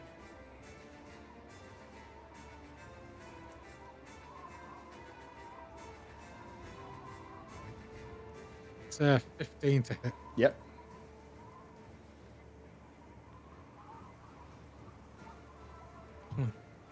Massive 4 damage. 4 damage. Slashing, I guess. Yeah, slashing. Yep. Nice. 4 damage. You realise with your great axe not going to be used. Throw it back. Out comes the hand axe and you just launch it forward. bam, straight into the chest of this creature that's reaching down to try and grab hold and take another swipe at these kobolds. Yeah. They done? Yeah, it's me done. Naira, you're up. You are. Could you point to me, please? Yeah. Thank you. Is Ravath looking like he's going to do anything to help? Or... No, he looks. He's kind of oblivious to what's going on at the moment with the kobolds running around. So yeah, you could try and stop him if you want, but no, he looks like he's just carrying on his walking. Very, very in his own world. Can I shout for him? Yeah. Ravath, the kobolds, they're hurt. He's like, those kobolds are always getting themselves in trouble. Come, we've got to look at the creatures. God, he's a twat. Wow. You got to tone this down on NPCs because I will have them murder you. Okay, I'm gonna run forward, please. Yeah. So that the creatures are in my eye line. I've got 35 foot, so I should be alright.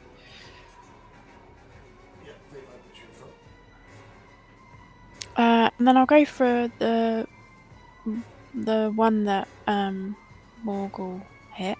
Yeah. Yellow. And I'm gonna hex him. Yeah.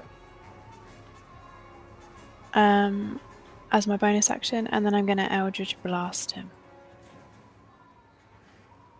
14 to hit. Yeah, 14 hits. Okay. So Eldritch Blast, force damage is 5. And then 5 necrotic from the hex. Okay. And that's it, thank you. Nice. Felix. I have 30 foot movement. How close can I get? Bit further forward. 5, 10, 15, 20, 25, 30. Yeah, that'll do. Yeah, you can see kobolds. I have being 2 slashed through. hand crossbows that are light. Does that mean I can 2 weapon attack with them? Fucking ask me for, I don't know. Does it I mean, say they're anything? light weapons, so it should, right? If they have the light property, yeah, then you get whatever the light property is, yeah. Yeah, I'm going to start blasting with my 2 hand crossbows. Yep. The one that's already been attacked, let's focus our attacks once. Yeah. Like, what's the range on the crossbows? It says 30-120.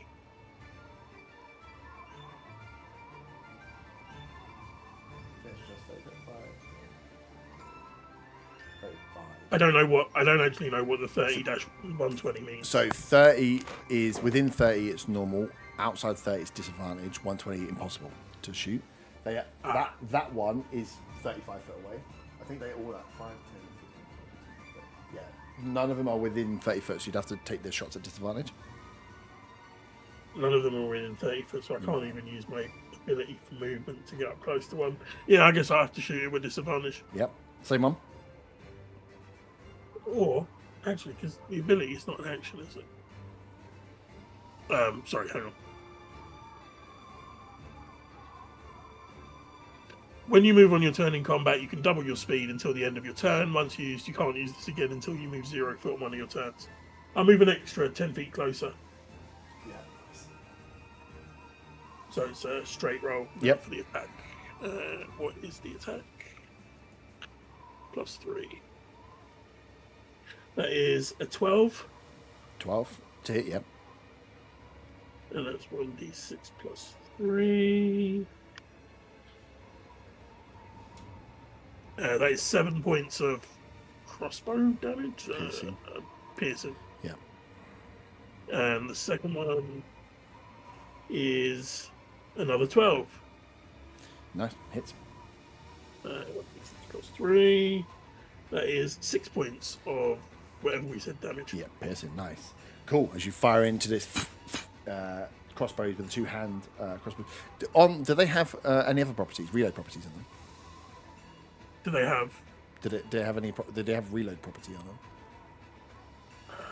Probably have loading, don't they? I think they have loading. I mean, it doesn't say anywhere on the hand crossbow I'll have a look thing. quickly. I can't remember which ones do, but normally they do. But if that's going to be a problem, I'll be moving it Yeah, closer loading. to you. Next to the light, it says loading. So yeah, all you've got to know with those. Why does it not let you hover over the loading? Okay, fuck it. Yeah, they do. So you have to take. We'll look at it quickly. But I think you have to, if you want to use them again, you have to take a bonus action to reload them. Oh, it's fine. That won't be. Yeah. Sweet. As you fire in, you've not individually done enough damage to lop off any parts of this undead creature. But yeah, you've riddled it with things. It looks incredibly messed up. As parts of its guts are like ripping out and falling as this kobold is trying to scramble to get away. I'm guessing I'm over 20 feet away from that. From what? The creature? From the yellow one, yeah. Yeah. Yeah, that means my handlax would be a disadvantage. I re-rolled and I would have hit anyway. It's just to make note of the future for myself. Because it's a 26. First cheat.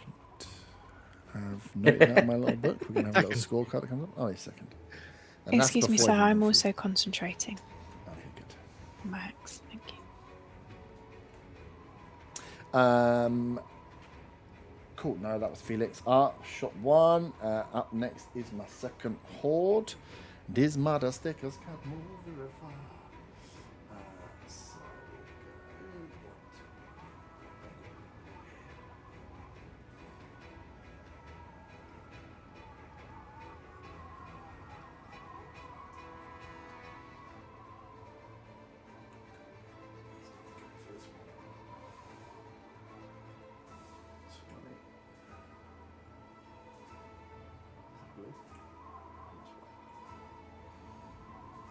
So One's gonna make a break for you, but uses a dash action to get there. So these ones are going to take hits against my little kobold friend. Jesus, that's a 19 on the dice. That's a nat 20. He's dead. And an 18. Whoa, that dice is running hot. Kobold, slash. Nat 20 kills that one, goes down. This one is hit and is weakened, but you see another two kobolds just slash straight through, guts ripped out by these things as they're making their way onto land. The last one makes a dash for you, Felix, as he sees a clear sight to you there, gets himself, but has to dash to get it. He uses his full movement to get right up to you. Kayla, you are up next. I'll kind of look around, see if there's any guards or anything heading down as well. Yep. I'll kind of probably sigh to myself and say, well, I guess helping them might help us find what we want to find. So I'll start begrudgingly heading towards maximum movement. Okay, so this bit down to the south, Yeah, like, this is would we be able to climb up onto that, or is it? Yeah, you could do. Yeah, you could run round and climb up onto it. It's going to be like 15 foot in the air. So you'd have, if you want to, you could scale it with acrobatics, because I don't think you'd be able to climb 15 foot. Or you can make your way up and across the pathway, but it's a much longer route. How much distance do I have to travel to scale it? Just, so up the side, Yeah. 25. Do you know what? I'll just run alongside Nero. You got 30. I got 30 foot, so. You get to the corner of the bazaar. You can see across here. So underneath this green and purple thing, they're like high things, so you can see through to them. So you get a view of everything that's on here. These zombies are just like clambering their way onto the shore now, ripping kobolds apart. I will, for my bonus action, Hunter's Mark the one that's next to Felix. Yep. And then I will bring out my longbow and fire at it. Ooh, roll. That's 24 to hit. Yep. That is 10 piercing damage.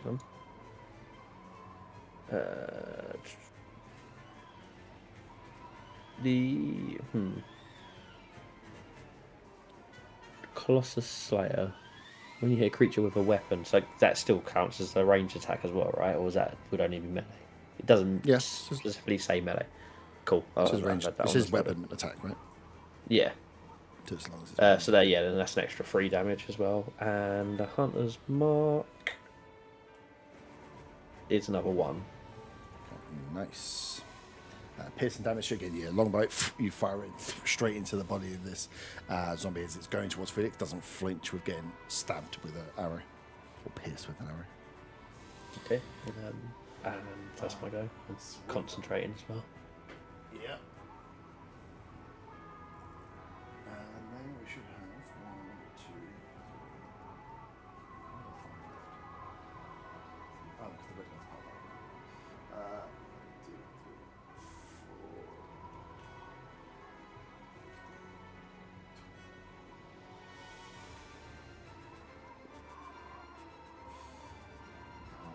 4. Make sure this guy hits first. The first one's going to step up to that kobold.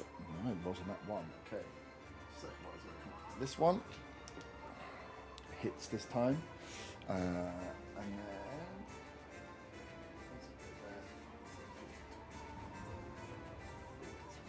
Up. This one's going to take the attack. Oh my god, I missed. Okay, this little kobold at the end is living a charmed life. The one in the middle is going to take... Yeah.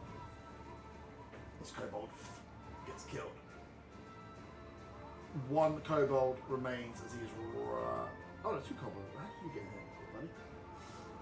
Oh, no, that one was already dead, wasn't it? 2 kobolds remain. Drop them to my safe.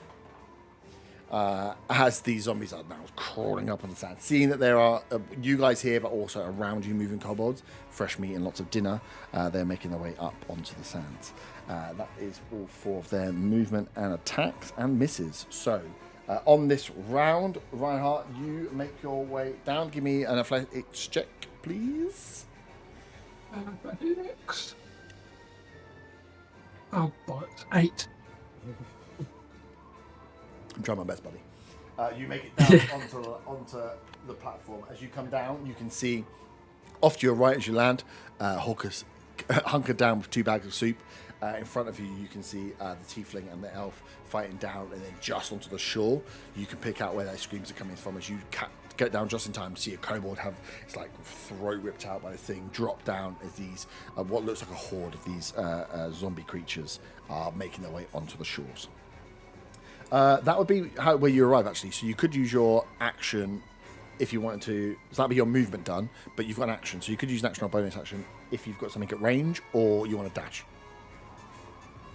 I will dash in, if that's right. Yeah. As far as I can go. Yeah, 30 feet. We can have you squeeze outside. 5, 10, 15, 20, 25, 30. Cool. So you kind of bust through the stool that was next to you, knock over a table with your shield as you get yourself up in front. So yeah, you are sat in between the rest of the party there now.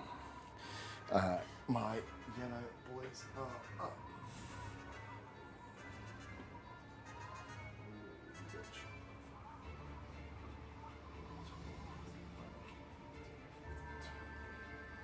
Cool. He's going to get toe to toe with a bugbear, but has to use a dash action to get there. He's looking very weak. This one's going to take an attack at the kobold that Sam managed to get alive. As another nat 20. Can't believe how many nat 20s I'm rolling against fucking kobolds. Something in my dice has something against blue kobolds. I don't know what it is. Yeah, it's crazy. 5, 10, 15, 20 is going to take an attack action. Every time you say you're attacking a kobold, I think it's me. That's just a persecution complex. Cool. This one's in here, and then 5, 10, 15, 20, 30, 40. This one's charging towards you. All of them had to use dash actions to get up close. But yeah, they are all making their way towards you. The hexed one is looking very messed up as he runs forward. The entrails and insides of him are just splashing across the snow. Hawkus, you are up. Morgul on deck. Right, so I want to take a hit at the one, I don't know anyone's names, the one next to the one that's hexed. Yep. Not the ally. Yep. And I want to, you said I've got the invisible condition, so I can attack with advantage, yeah? Attack with advantage, yep. Perfection. That's a 13. 13 hits. Yay! These look the same as the things you fought before. Just a few more of them. So that is 6 plus 10, 16 points of Whoosh. piercing. Yep. And I want to activate my Vex. Mm-hmm. If I hit a creature with a short bow and deal damage to the creature, I have advantage on my next attack roll against that creature before the end of my next turn. Yep. So you get advantage, but you don't get sneak attack on this one. No. Well, next time round I will do. On the next attack against it. Sorry, I Yeah, thought you did so another action. if I attack them before the end of my next turn, so not this turn, my next turn. Sweet. So so just remember that you've got advantage against them then. Well, they've been invisible with advantage. You get sneak attack anyway, don't you? Well, I imagine I won't be invisible. He's 'cause not I fight hiding it. it. Unless you take your bonus action to hide again. You're not hidden. As soon as you fire, you're not hidden. No, I don't think I'm going to. If you hit the same one you've got. Yeah, you're fine. Do I want to do anything? As a bonus action. What stall am I by? The soup stall. For my bonus action. Say it. Can I try and use my fast hand sleight of hand to nab some more soup? Oh, yeah. Or no, I don't want to nab soup. I want to nab 2 soup bags. Okay. Yep. That's easy enough. I don't think you have to roll for that. There's soup bags on the Perfect. side here. I want next to 2 the soup bags stall, because next I to will the fill soup them with recycle wool station. and they will be socks. Nice. You take them from the recycle station where they wash out the soup bags and then reuse them. The skins, as they are. Morgul, you're up. You've got 2 that have made it toe-to-toe with you. One is looking very weak, and it's They're within and the other one is 5 feet, yeah. The one that's not hacked, I'll take a swing at him. Yep. Uh, 11 to hit. 11 hits. Looks I've not said I'm raging yet. But be that as it may.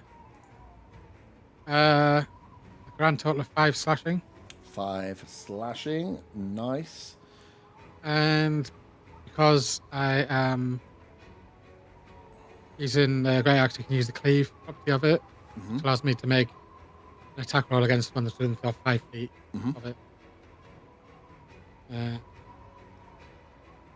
But without my ability modifier for them. That's 18 for 23. Yep.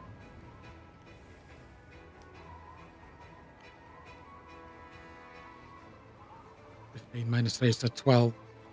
12. Jesus. 12 slashing to that one. 12 slashing damage. What the fuck? Cool. First one is the hexed one goes down, cleaved completely in half. It was too weak Hannah didn't have enough life in there. As you slash into one and carry through, just absolutely destroy this this one that had been riddled with bows, was hexed, and just you double it over, chopping it cleanly in half. I will put it in its first place, but I didn't. Bonus action rage. Mm-hmm. And then, have I got enough movement to get around the other side of the one that's flanking Felix? What, here or here? Yeah, that one, yeah. So you'll leave this one's attack. Yeah, I'll get an opportunity attack, I'll take it. Yeah, the 20 foot you can get to here. Yeah. Cool. Yeah, this one, as you run away from it, is going to take a swipe at you. That is a 14. Misses. So yeah, as it sweeps out towards you, you trot round and get behind Felix that's there. That's me done. That's you done. Naira, you are up. Felix, you are after.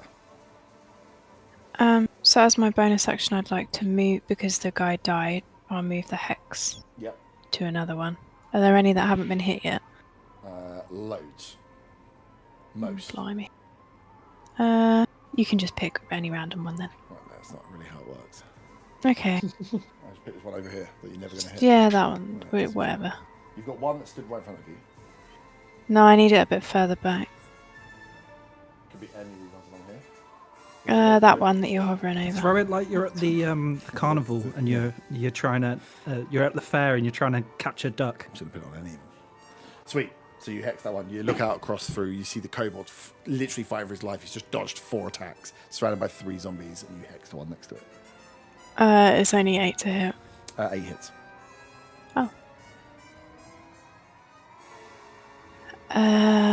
So that's 4 force damage Yep. and 2 necrotic. 2 necrotic. Nice. That's it. Nice. Felix, you're up. You have one. You are being flanked, but you also have advantage on the one that is hunter's marked. Which of the two flanking me looks weaker? The yellow one has been hit. The other one hasn't been hit yet. It's been hunter's mark. It hasn't been hit yet. Oh wait, no, It's I lied. hit. It has been hit. It's not been hit by as much. Okay. Yellow one, then I will attack with the scimitar. 20 to hit. Yep. That is 8 slashing, and I'll use the defensive flourish. Mm-hmm. That is an extra 5 points of damage and 5 AC until my next turn.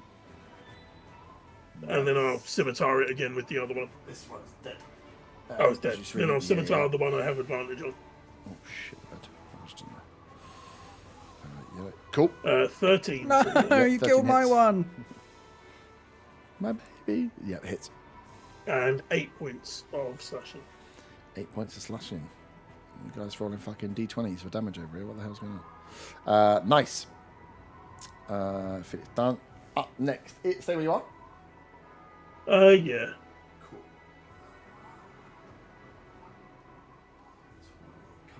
Flank you, unfortunately.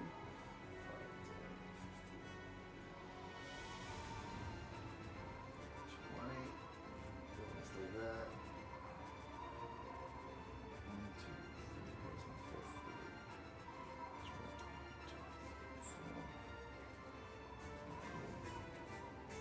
3, that one's probably going to kill. So the one that's next to the kobold that's been dodging finally gets hit. Takes damage. He's still holding on there, so she's going to stay there. The other 3 have moved up. And unfortunately, I can't get them around to flank. So they're just going to take individual attacks. I might split them up depending on how successful the first guy is. So the first one is going to take a bite attack against Felix. That is a 19. Yes. Of course it fucking is. Claw attack, nat 20. Hits. Yay! First claw attack does 6 points of slashing damage. Second claw attack is a 14, which I'm assuming is going to miss. Yeah, miss. One got against you, so the next one along the line is going to go for the bite as well, seeing that you can be maimed. That is a 21. 21 meets it, beats it. Nice.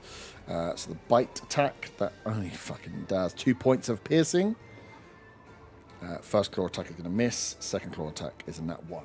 Third guy is going to turn and go for the bugbear. He looks nice, big and tasty. As he can go for the bite. Oh, not tasty. That's 11. 13 for the claw. And, oh my god, I'm rolling below 5. All 3 attacks just cling off your armor as it's trying to get and bite into you. The one that's this Hunter's Mark one that was going for you is looking very weak and not strong enough to get through and take any bites. Kyla, you are up. For my bonus action, can Yep. I use my Hunter's Law to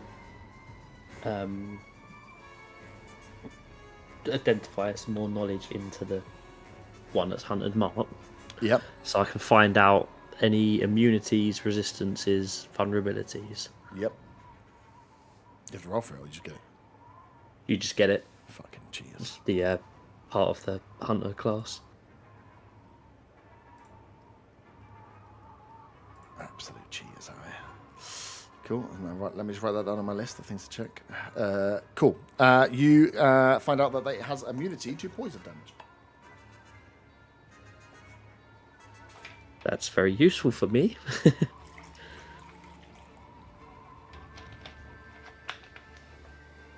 And that's it for all 3. Okay. Just the poison immunity. You get 3 things for free. You learn all of them, yeah.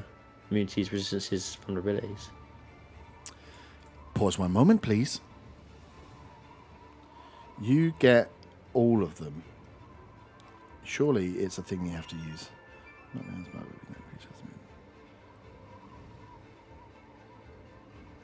Not according to D&D short. Yeah, I know. You know what they are. It says Hunter's Law 1 bonus action. Yeah, So I've used a bonus action for it, yeah. Did anyone else hear him say that? I definitely said bonus action.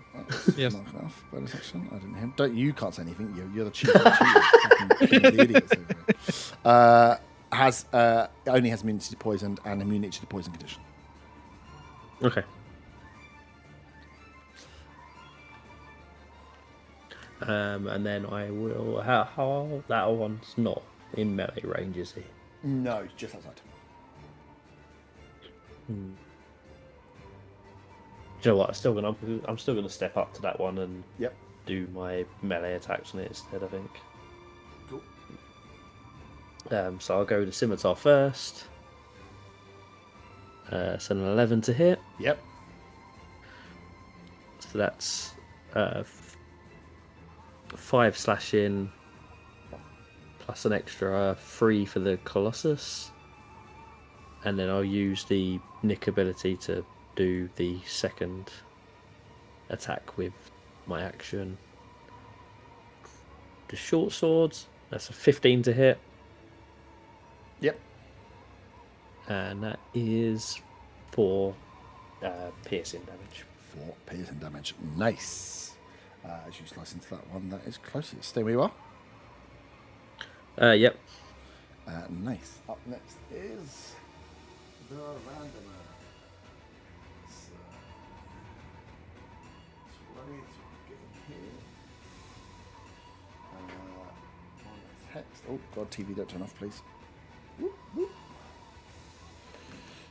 Is going to tap my kobold. Yeah, finally. Cool. Ah, there's the hole that you were searching for, and it's gone, just like magic. I'm looking for a big hole.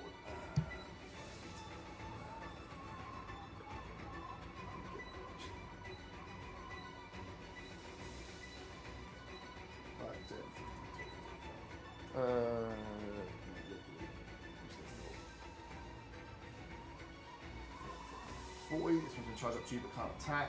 5, 20. This one's going to charge up to you but can't attack. 1 did get close enough to attack. It's going to take his 3 attacks against the bugbear. The bite is a natural 20. Yes! Get it! Well, how does it feel? Where's adamantine armor now, bitch? Well, I'm only running a d4. Oh, I rolled a 4 in it, though. So it's 9 points of piercing damage. Claw attack. I was going to lie, so it's natural 20 again. Claw attack is a 15. Second one misses. Yeah, miss. 16 to the 8. And third one misses as well. Below 10. Nice. As it bites into you, and as it's got its teeth and tries to claw and get you, just again tings off your armor, but does sinks its teeth into you. As it's there, the other ones have just moved up, but are unable to make attacks. But yeah, they've pushed up towards you. So there's another one closer to you, Morgul, and Kyla. Another one's pushed up closer to you. As we come to the top of the round, Reinhardt. I'm going to run to the right of Felix, I think. Yep, just in here. Or the left. Yeah, the outside. Yep. 15 tips there. Cool. I will attack the zombie that I'm in front of. Yep. I think. That is 21 to hit. Yep. And then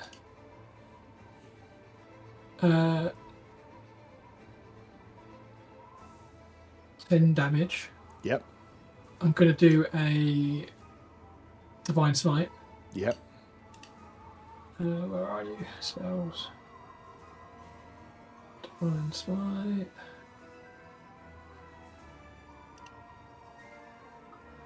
That's 8 radiant damage. Nice.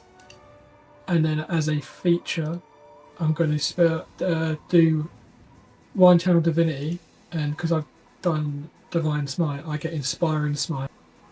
Immediately after you cast Divine Smite, you spend 1 use of Channel Divinity and distribute 2d8 plus 3 temporary hit points to any creatures I choose within 30 feet. Nice. Which is? So I'm going to roll the dice. I got 19 hit points. So I'm going to share. God damn it. I'd say that's 10. paladin. 10 to Felix and 9 to Morgan. Yep. Morgan. Nice. So they get. Thank you very much. Healing damage is, you right up comes in, slashes in, absolutely cuts down this zombie, and then from that, the radiant energy, you get some nice healing. Sweet. Stay where you are? Yeah, that's it. Okay. Zombie down. 10, 15. You can get into flanking as you slash into the one in blue in front of you, and that healing energy dissipates out. This one in yellow just charges up behind you, Reinhardt. Seeing that you are kind of occupied with the front, looks for the gap around the back to attack with advantage. He's going to try and bite you. That's not good. First attack's a 15.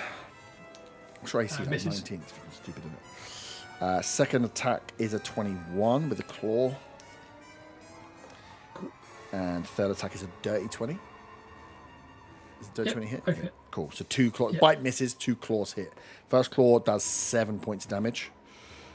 Second claw does 4 points of damage. Cool. Does he want to move here? I don't think he does. Oh, maybe he does. Yeah, just to be annoying. He's going to step up, get into melee range with Naira, but he's going to go for the Tiefling. Isn't flanking because you're blocked by an ally, which is very annoying. But he's going to bite and claw you. First attack is a 13. That's going to miss. Second attack, 18 against you, Kyler.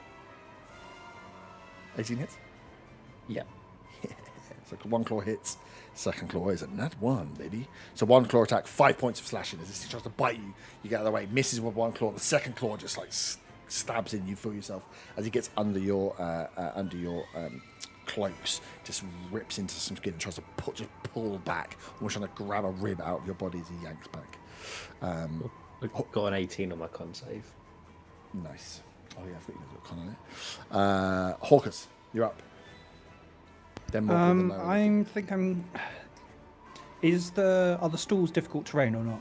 No. Depends what you're doing with them. Just trying to go through them. You're small enough to like. Yeah. No, you're small enough to just like skip. So I want to use my full movement. Yep. To get behind the one in yellow. Oh yeah. I should have the 30-foot movement to do that. Yeah, easy. Yep. Perfect. Banking. And then it's time to bring out the daggers. Da-na-na-na. With advantage. Let's do this. Countdown daggers? Well, hopefully it's the final countdown for this zomb. Is that a natural 20 with a sneak attack? Ooh, no. I forgot to tell you that strategy doesn't work on sneak attack. New rules. Adamantine cloak. Yeah. This is the only zombie that has armor on. Crazy. Give me that sneak attack. Go on. See if you can kill it in one, but you can't. That is 25 points of piercing damage. Didn't quite nearly killed it in one, but didn't. And then using my nick, I'm going to do another one. Nice.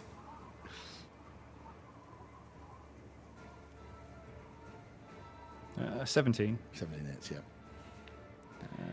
Zombies. Only a 1d4, so that's 3 points of piercing. 3 points of piercing. Still standing just, but yeah, you get behind it, just absolutely rip to shreds. You're stabbing the internal organs of this thing, trying to take it down from behind. Its front, that Reinhardt can see, looks fine. Its back is a shredded mess. There's no point trying to hide, so I'm not going to do anything. No, you can't. You have to be behind something. Nice. Morgul, you are up, surrounded by 3 currently. So three within melee the range. 2 to the left of me, Yep. which one's got the most health? Which one looks healthier? Which one's got the most health? A zombie. Don't cheat.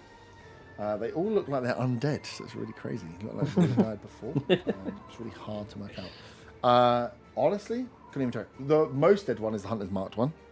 The rest of them look okay. I don't think the other 2 have been hit, actually. Right. Oh, right. That's Hunter's Mark. Yeah. I thought that was Felix. Okay, so we've started PvP. All right, Arthur, calm it down. It's a green ring. I got confused. I'll hit the middle of those 3 zombies then. Yeah. The one without a ring on it. Yep.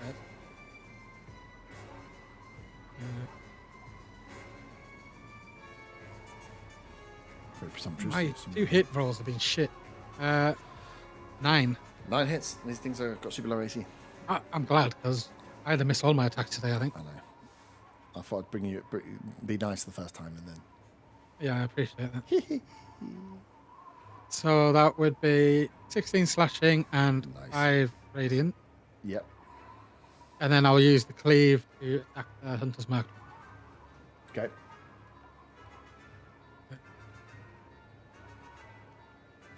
That's 16 to hit. Yep.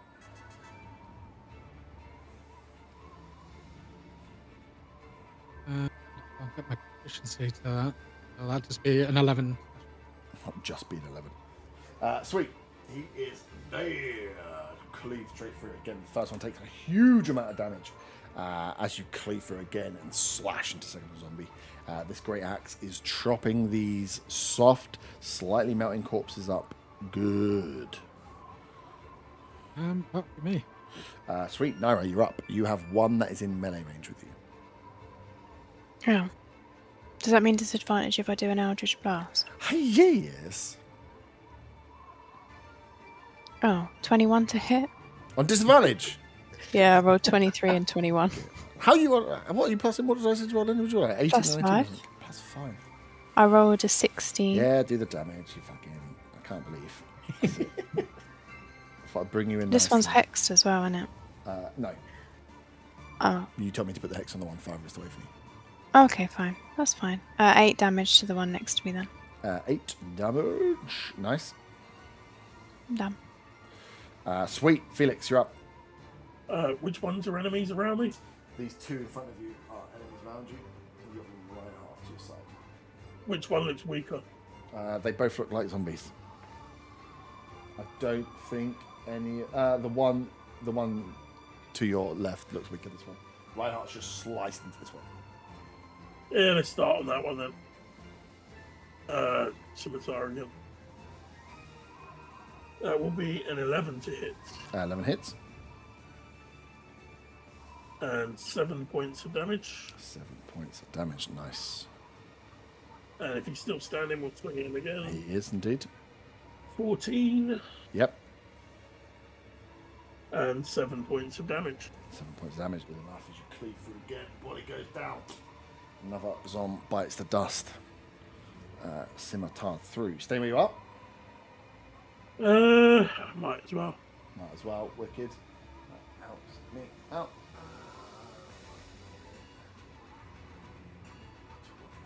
Wicked.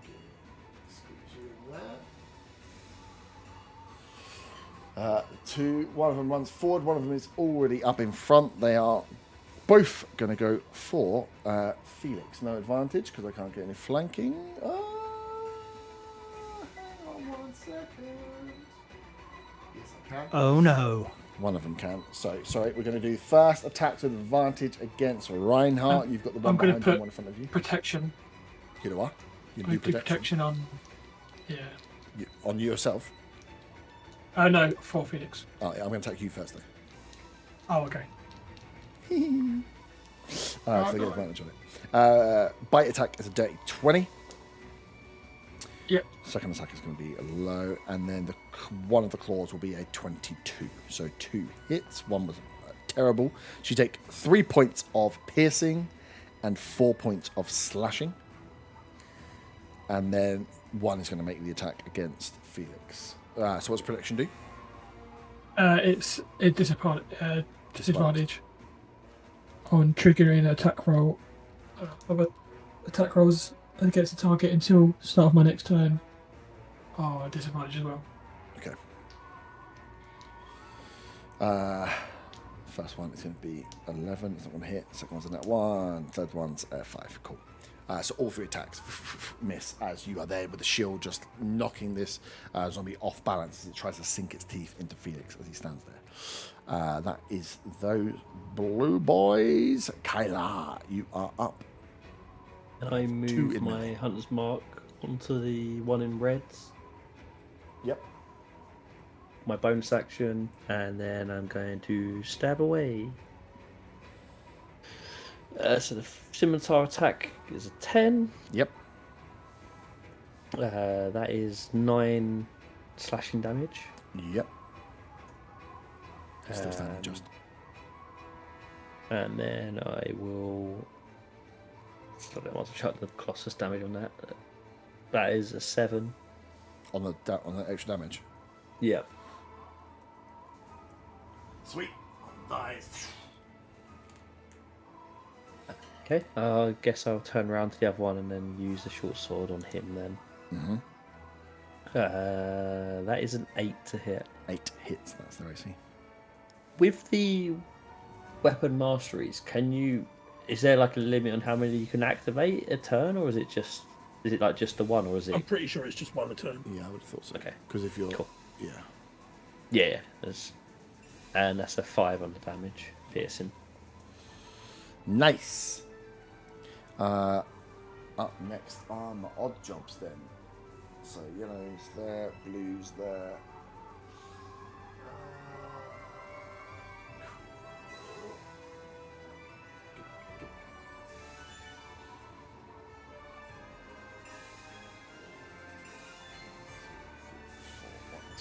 Four. Sweet. So 2 of them are going to have advantage attacks against the bugbear. So I'll do this first. Bite attack 23. Second attack misses. Claw. Third claw is going to be nowhere near. So one of them does 2 points of damage to you. My God, my damage rolls. Against Morgul. Second one is going to attack against you, Morgul. Dirty 20 for the bite. Nat 20 for the claw. And a 21 for the claw. Ooh. So the bite All these nat 20s again. I know. What's going on? Same amount that I got before, but this time they actually do damage. So the bite attack is 3. Yep.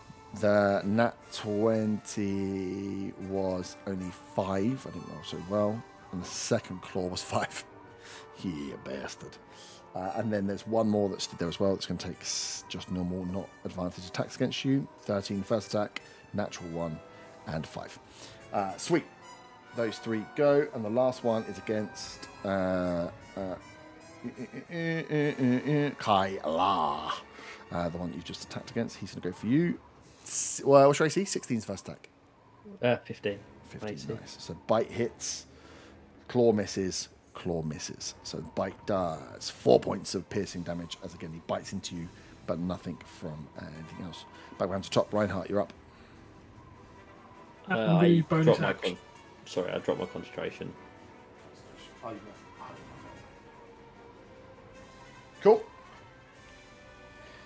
I'm going to bonus action and put 10 points of healing onto myself. Yep. So through to lay on hands. Then I'm going to attack the one in blue in front of me. Yep. This one looks pretty fresh.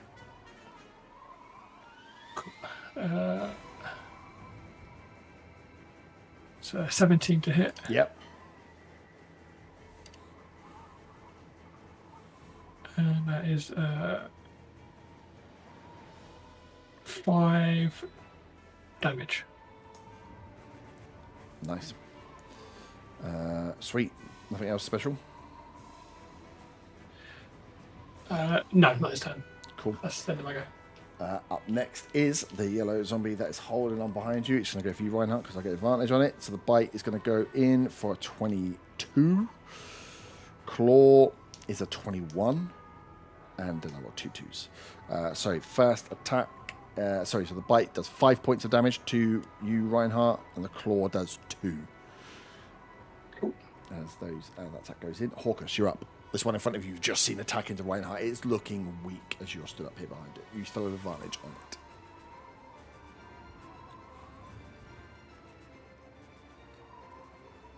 Dan. Oh, sorry, I completely forgot what my name was. Yeah, I assumed. I assumed. The first bit, not the second bit. Yeah. Right, I'm going to go for dagger again. Yep. Yeah, I've still got advantage. Nice. Yeah, that hits. It's a 19. Yep. And get my sneak attack in. That's 12 points of piercing. Absolutely destroy this. Nice. Down and dead. There's actually 4 in a line. There's 5 up. I spit on it as it goes down. That's going to be my new thing. Spit So there's freezes as it leaves your mouth. okay. What I want to do is I want to use my full movement Yep. to head over to my bottom left. Here. Huh? I don't head towards them. Oh, you want to go down here? No, yeah, like left. Oh, even further. Yeah, like. No, sorry, that's down on the top. Oh, you want to go away from the map? You want to make me stand up? Sorry. Yeah, no, I want to go a bit further away so they can't run towards me. Roll acrobatics, you fall on the ice, break your neck. Your character's dead for making me stand up for no reason. We're having no Yeah, Zagger perfect. movements this game, right? There's a map. You can't be off the table. I'm not going off the table. Thankfully, I can see there's still room on the table. When Luckily. was I ever off the table? I might use When my I- bonus action to remember move a that bit last fight further when I because I built the whole can thing? I can dash as a bonus action. Do it. No, I'm You not. do it? No, I'm going to do that. I'm not going to do that. You've sat Roll down now. acrobatics, DC 30. That's fine. That's my turn. Okay. Morgul, you're up. What do you mean when were you off the table? I built an entire battle room map and you spent the whole last battle outside of the fucking map. I will attack the one first. It's next to the hex one. Yep. The one directly left of me. Yep. Oh, good roll. 23 to hit. Yep.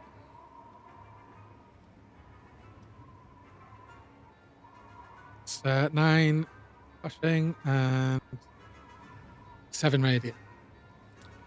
9, That one. 7 radiant. Yep. Then a cleave attack into the hex one. Yep. It's 10 to hit. Yep.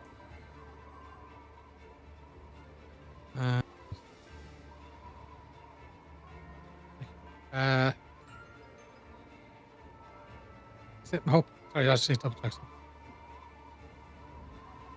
Because with the rage I get a +2, but because it's the cleave, I think it's just pushing. Is it just pushing it comes off?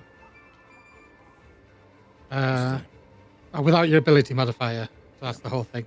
So that'll be a 9 slash into that one. 9.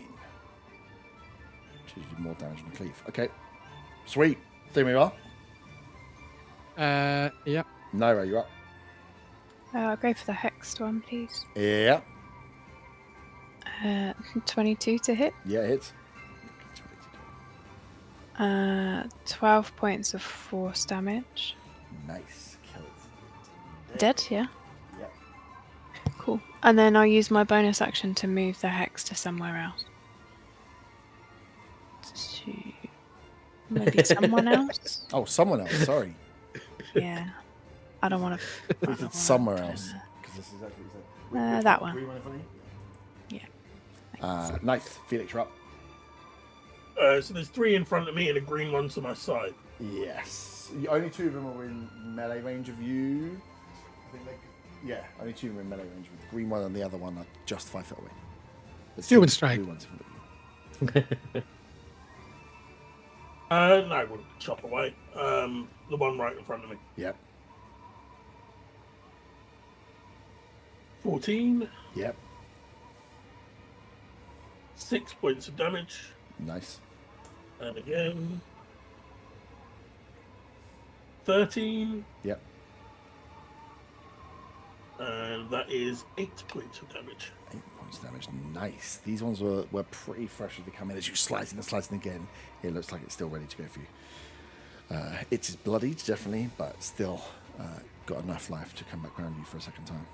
Is that where you are? There's 2 of them in range of me, yeah. Yeah. Sweet. 2 of them are up next. And Can I get around? Can I be sneaky? He doesn't want to go around and get caught by the bugbear. Yeah, so they're just going to take their attacks at standard against you, Felix. You seem edible. What should I see? First one was 15. 16, okay. Second one's a natural 1. Jesus, I got a lot of natural ones. And then 16, exactly. 13 on the dice. The second claw hits you from one of them. 6 points of slashing. Second blue one hits a 14, misses. 19. One claw, second claw misses. So again, one claw attack, another 6 points. So you got 12 in total from those two zombies in front of you, just slashing in. Kyla, you are up.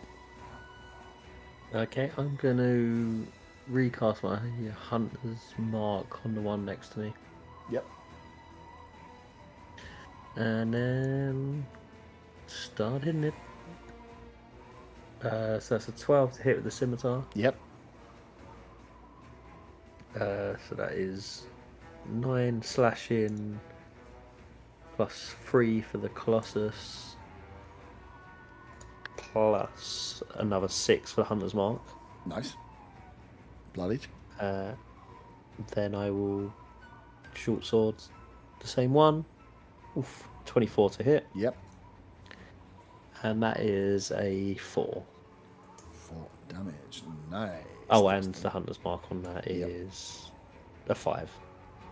Nice. Looking very, very weak, but still standing as they are. 1, 2. Cool.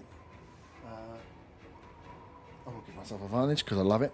So 2 of them take advantage attacks against the Bugbear. Bite is a nat 20. Yeah, that's what I love. I love getting rid Timing. second attack, the claw is a 21. And the second claw is a 22. That is 3. So 8 for the bite. 3 for the first claw. And 3 for the second claw. And then the second one's going to take the same amount of attacks. First one's going to miss, only 15. Second one's a 21 with a claw. And second one's going to miss as well. So 1 a claw from the second one, 5 points of slashing. That's those 2 done. And then the Hunter's marked one has still got some life left in him. So he's going to swing at you, Kyla. Bite is a 21. Claw is a less. And the other claw is like a 14. So 1 bite, which is 4 points of damage.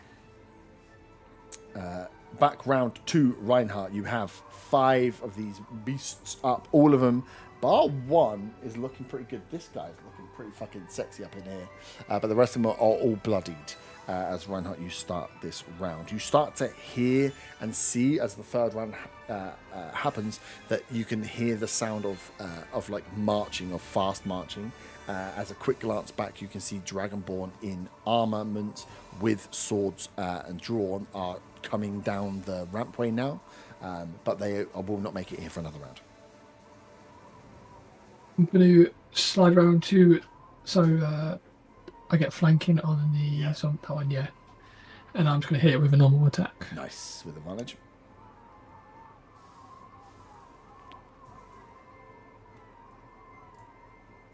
Uh, 22. 22 hits? Yes. And then...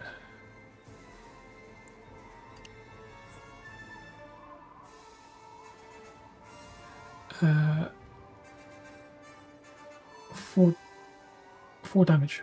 4 damage. Nice, still standing. And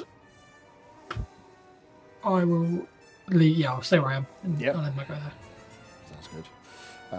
There are no yellow zombies left, so straight in. Hawkas, you are up. Right. The one that's in between those two, I'm going to bow. Yep. And I'm going to use me steady aim so I can't move Yep. to get advantage. Because I still don't trust that I can hit things. Which, when they've got an AC of like 8 or less, is a silly idea. But here we go. 18. Yep.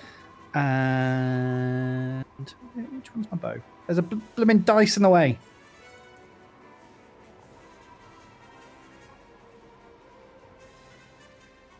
Uh, 8 points of piercing.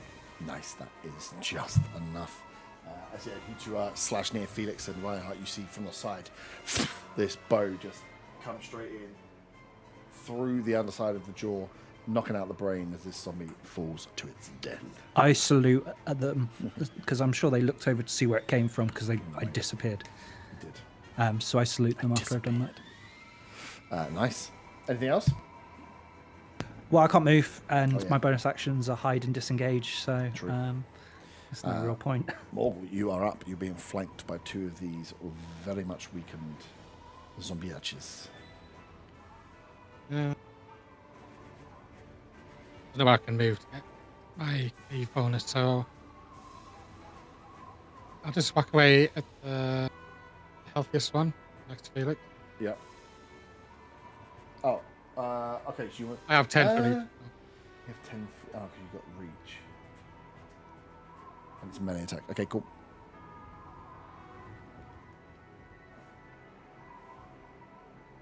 $19 to hit. Yep.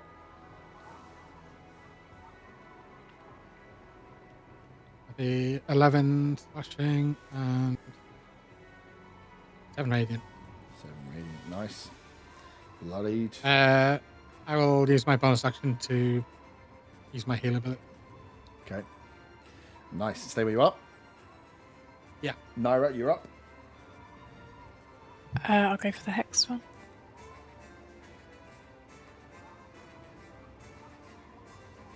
You're not going to believe it. It's 23. 23 hits. If you roll below, I'm going to go for your log because I don't think you've rolled below. Go a for it. 20. It's nuts. 7 points of force. Everybody has to roll real dice. In fact, I'm going to roll all your dice for you. I don't trust you. 7 points. 7 force and then 2 on the hex. 2 Necrotic. Nice. Bit to 1 HP as the hex, as the force damage destroys him, the hex that runs through disintegrates what's left of the body as it crumples down in front of Morgul. Cool. No. Felix. This one has just taken a huge chunk out of him from the bugbear that's just swung his axe, so he's now looking bloody. This one in front of you. Yeah, Dissonant Whispers. Can I have a wisdom saving throw from it, please? Why you Oh. gotta do this? It's a 6. Is a fail. So that will be 8 points of psychic damage. Yep. And if it has its reaction, it must run away, which I think opens it up to 2 opportunity attacks. Does. Only if they want to take him, though. You- Only if they You get want to take him. opportunity attacks. I thought it had to be because it's forced movement. Did you get No, it opportunity doesn't count. attack? For Dissonant Whispers, it doesn't count. It's Yes, just- I will take an opportunity. So yeah, who wants to use their action first? Right, you or we both get to go. He's got 4 life, so who wants to fight, the paladin or the bugbear? Who wants to take the swing first? I mean, I rolled a 7 to hit. You got a 7 to hit. That's our first miss. Yep. Good, so you missed. Right, 2 plus I 5. will- 20. Yeah. Roll your damage. And then I think it will be enough. 9. Yeah. Cool. As the spell, you see the spell come out of Felix as this thing turns and starts trying to run away. You see the great axe miss, and you manage to just lance out, spork straight through the back of the spine. As you retrieve your blade, it crumples to the floor and is dead. And now that that one's alive. dead, I'm going to back up past that stall behind me. Cool. You clamber through. Give me a dexterity saving throw. Dexterity saving throw Yep. is 21. 21. You knock over 3 bags of soup, but don't manage to get any on you. It falls around you as you clamber through the store. I want to burn you with soup just for funsies. Up next, Kyla, you are up. You've got the one in front of you that, both of them are looking kind of weak. The one in front of you is very weak. I'll go in with the scimitar on him first then. Yep. That is a miss because that's a 7. Oh, now you miss. So I will then swing the short sword at him as well. Do you get the same And attack if you miss? Oh, actually, I do. You? I think it was basic 2-weapon fighting you do, because it's a bonus action, isn't it?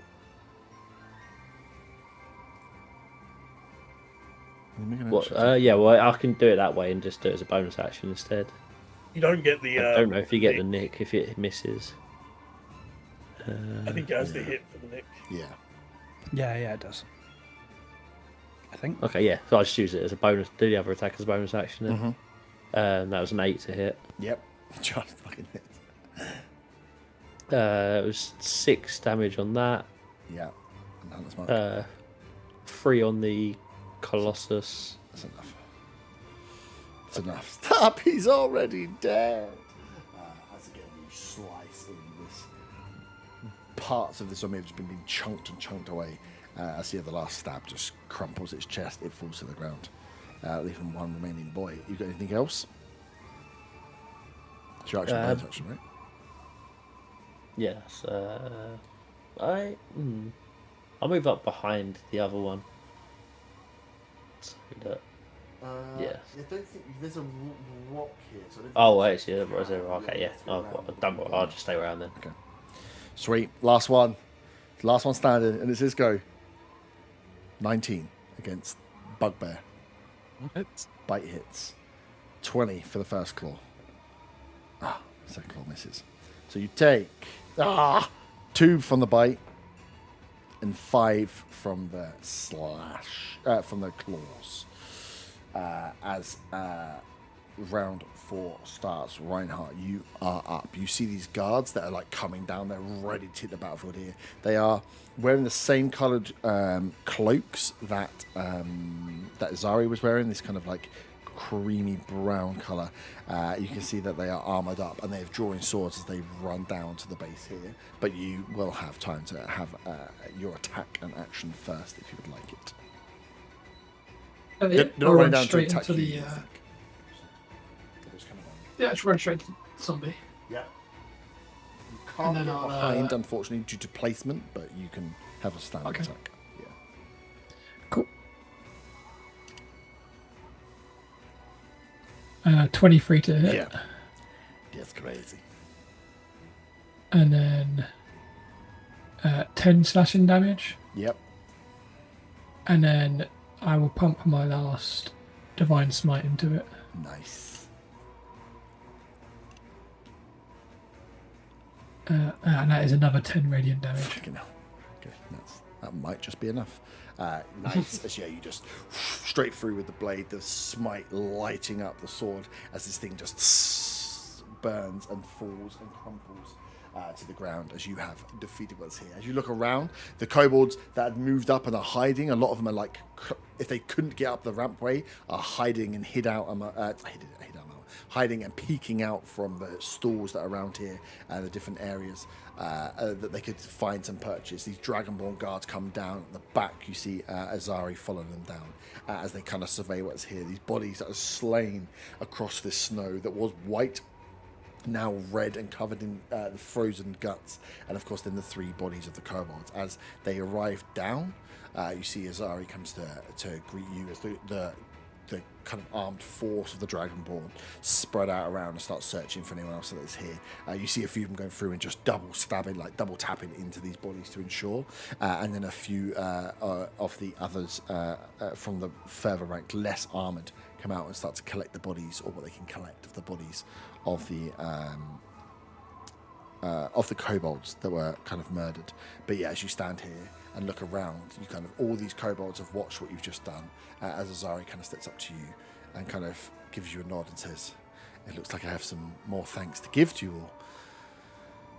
Maybe there is some more you could help us with," as we will end the session there. Congratulations, you'll level up to level 4. Yay! No, that means I have to do a level up before next session. You've got to do a level up pretty much every session, mother stickers. You don't have to. You don't have to. I'll do it now. I'll do it now before I forget.